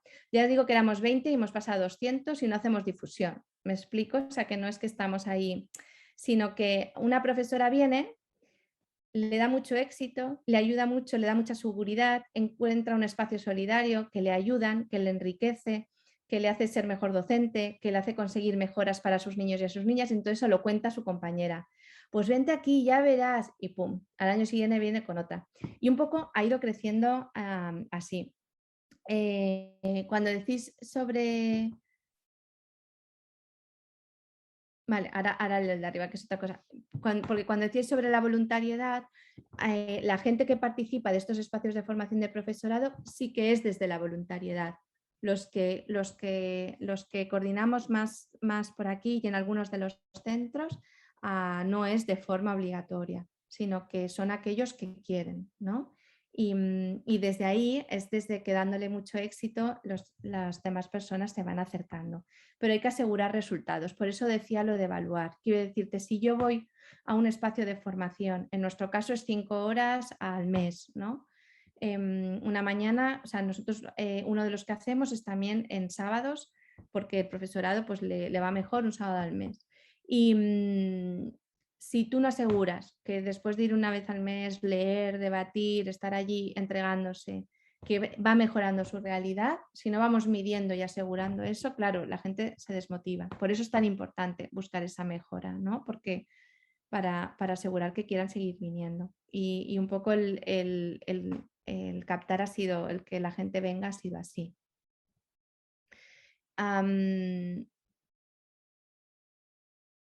No entiendo la de me gustaría conocer artículos para tertulias científicas en primaria, ¿vale? Y luego dice, para que no dependa de la voluntariedad y que llegue a todo el alumnado del centro. Esta no la he entendido bien, disculpad.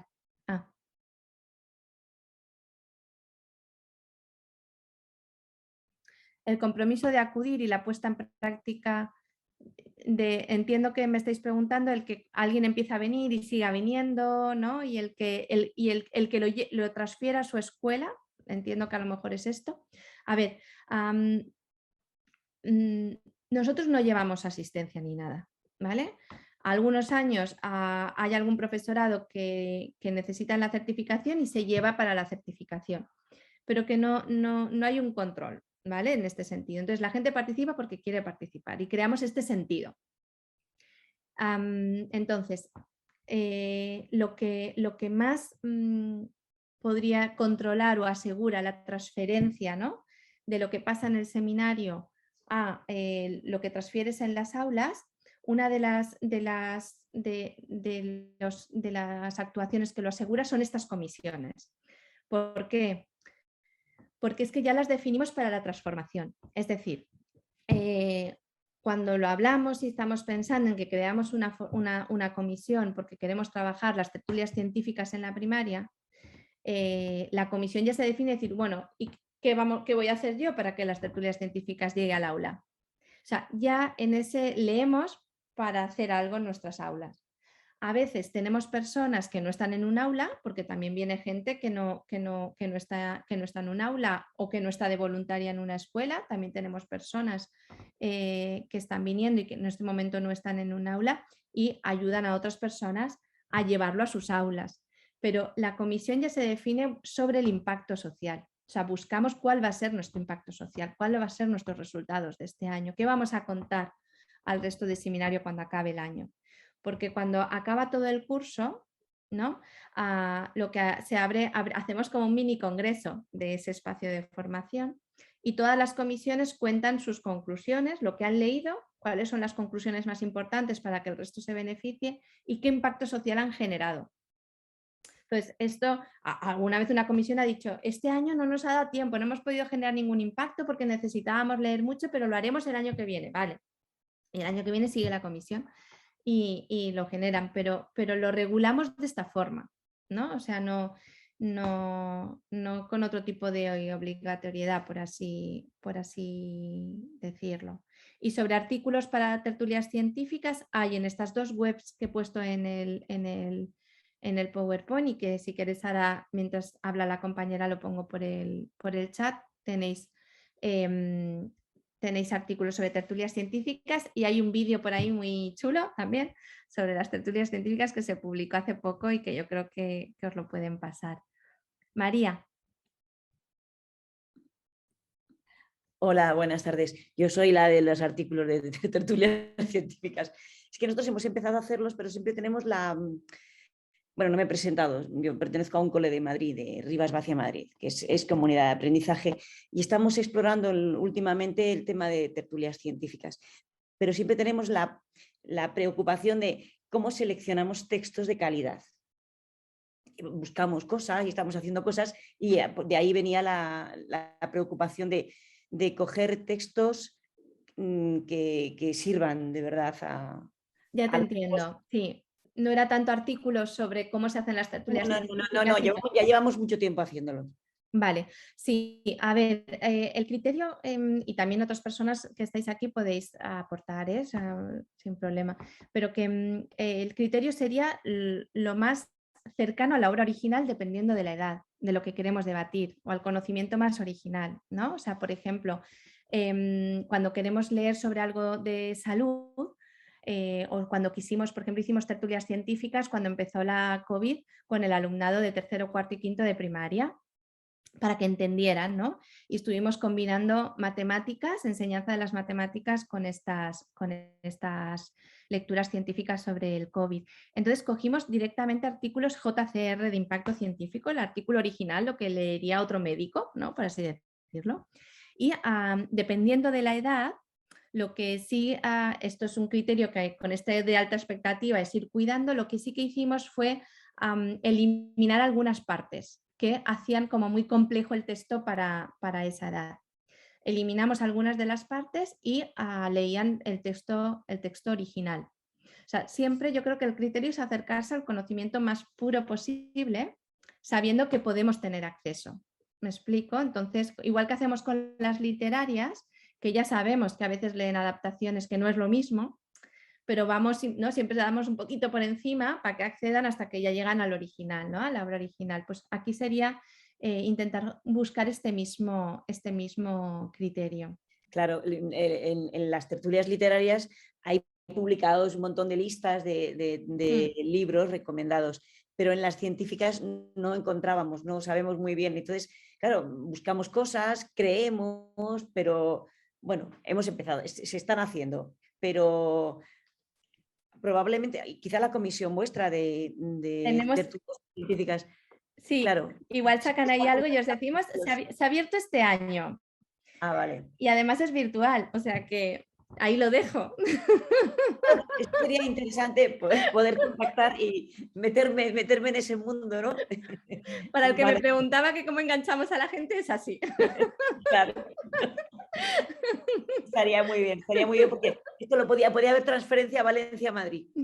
No, es que justo han empezado este año y están en ello, y es un profesorado de primaria. Lo digo porque también aquí hay profesorado de Instituto de Asturias, que las estáis haciendo las tertulias científicas, que también podéis contar, que igual se aleja un pelín de lo que buscas, pero este profesorado sí que te puede decir. Pero ya te digo que es esta idea, y que, o sea, por ejemplo, si me dijeras los temas podríamos pensar, pero que casi seguro habrá algún tipo de texto original que desde ahí podemos como recortar. Porque una cosa que nos pasa en las científicas es que es muy importante que asegure un conocimiento veraz. ¿Me explico? O sea, porque claro, luego van a debatir sobre y tiene que estar bien contado. Entonces, por eso el acercarse lo máximo al original. Y si hay que recortarlo, pues se recorta, pero que sepamos que lo que está ahí es valioso, ¿no? Yo hace poco compramos para nenes de primero, segundo y tercero de primaria un libro sobre los diálogos que tuvieron los científicos cuando estaban debatiendo sobre si la Tierra era redonda o no, ¿no? Y el debate y los diálogos que se dieron. Y está bien, de letra y tal, o sea que luego vas buscando y hay muchas cosas, ¿no? Y es un diálogo veraz sobre el debate que hubo al respecto. Entonces, bueno, no sé, este tipo de... Qué suerte también tener esta oportunidad de participar online en estas comisiones y la forma de ir creando red también, con mucho sentido y mucha ilusión. Pues tenemos 3 minutos y nada, os voy a mandar por el chat que en el País Vasco estamos también haciendo una tertulia los fines de semana, los sábados, en la que también estamos debatiendo ahora libros del máximo nivel y nada, por si gente de por aquí quisierais apuntaros, lo hacemos los sábados, el segundo o tercero de mes, suele variar, de 10 a 12 y nada, estáis súper invitados y no sé si tenéis alguna otra cuestión. Un detalle que no hemos comentado tanto, porque a veces nos parece que es menos importante, pero es muy importante, es que, o sea, una cosa que es muy, ahora como es virtual, pues a veces nos damos menos cuenta, y volverá a ser presencial el año que viene, pero cuando era presencial eran muy claras los rostros con los que llegaba la gente a las 10 de la mañana el sábado y con los que se iban. O sea, el tipo de mirada abierta, brillo, el jiji, jaja, era distinto, ¿no? Y esto cuando lo preguntabas en las entrevistas, en la investigación, te lo explicaban, ¿no? Entonces, ese ambiente, ¿no? de alegría, de cuidar al otro, de solidaridad, aunque es gente que no se conoce mucho, que se ha ido conociendo en el seminario, no es que sean en este aspecto, porque en este seminario porque vienen de diferentes escuelas, es muy importante, ¿no? Pero eso está muy relacionado con que todo lo que pasa en ese rato de formación sea muy igualitario y de mucho éxito. Porque en cuanto baja, ¿no? En cuanto llegas y tú tienes la sensación de que no has aprendido y que tal, ¿no? Entonces es muy importante esta idea de mucho éxito y cuidar ese clima de querer que todos hablen. Bueno, pues vamos a ir cerrando la jornada, Esther. Muchísimas gracias. Es impresionante todo lo que nos has contado.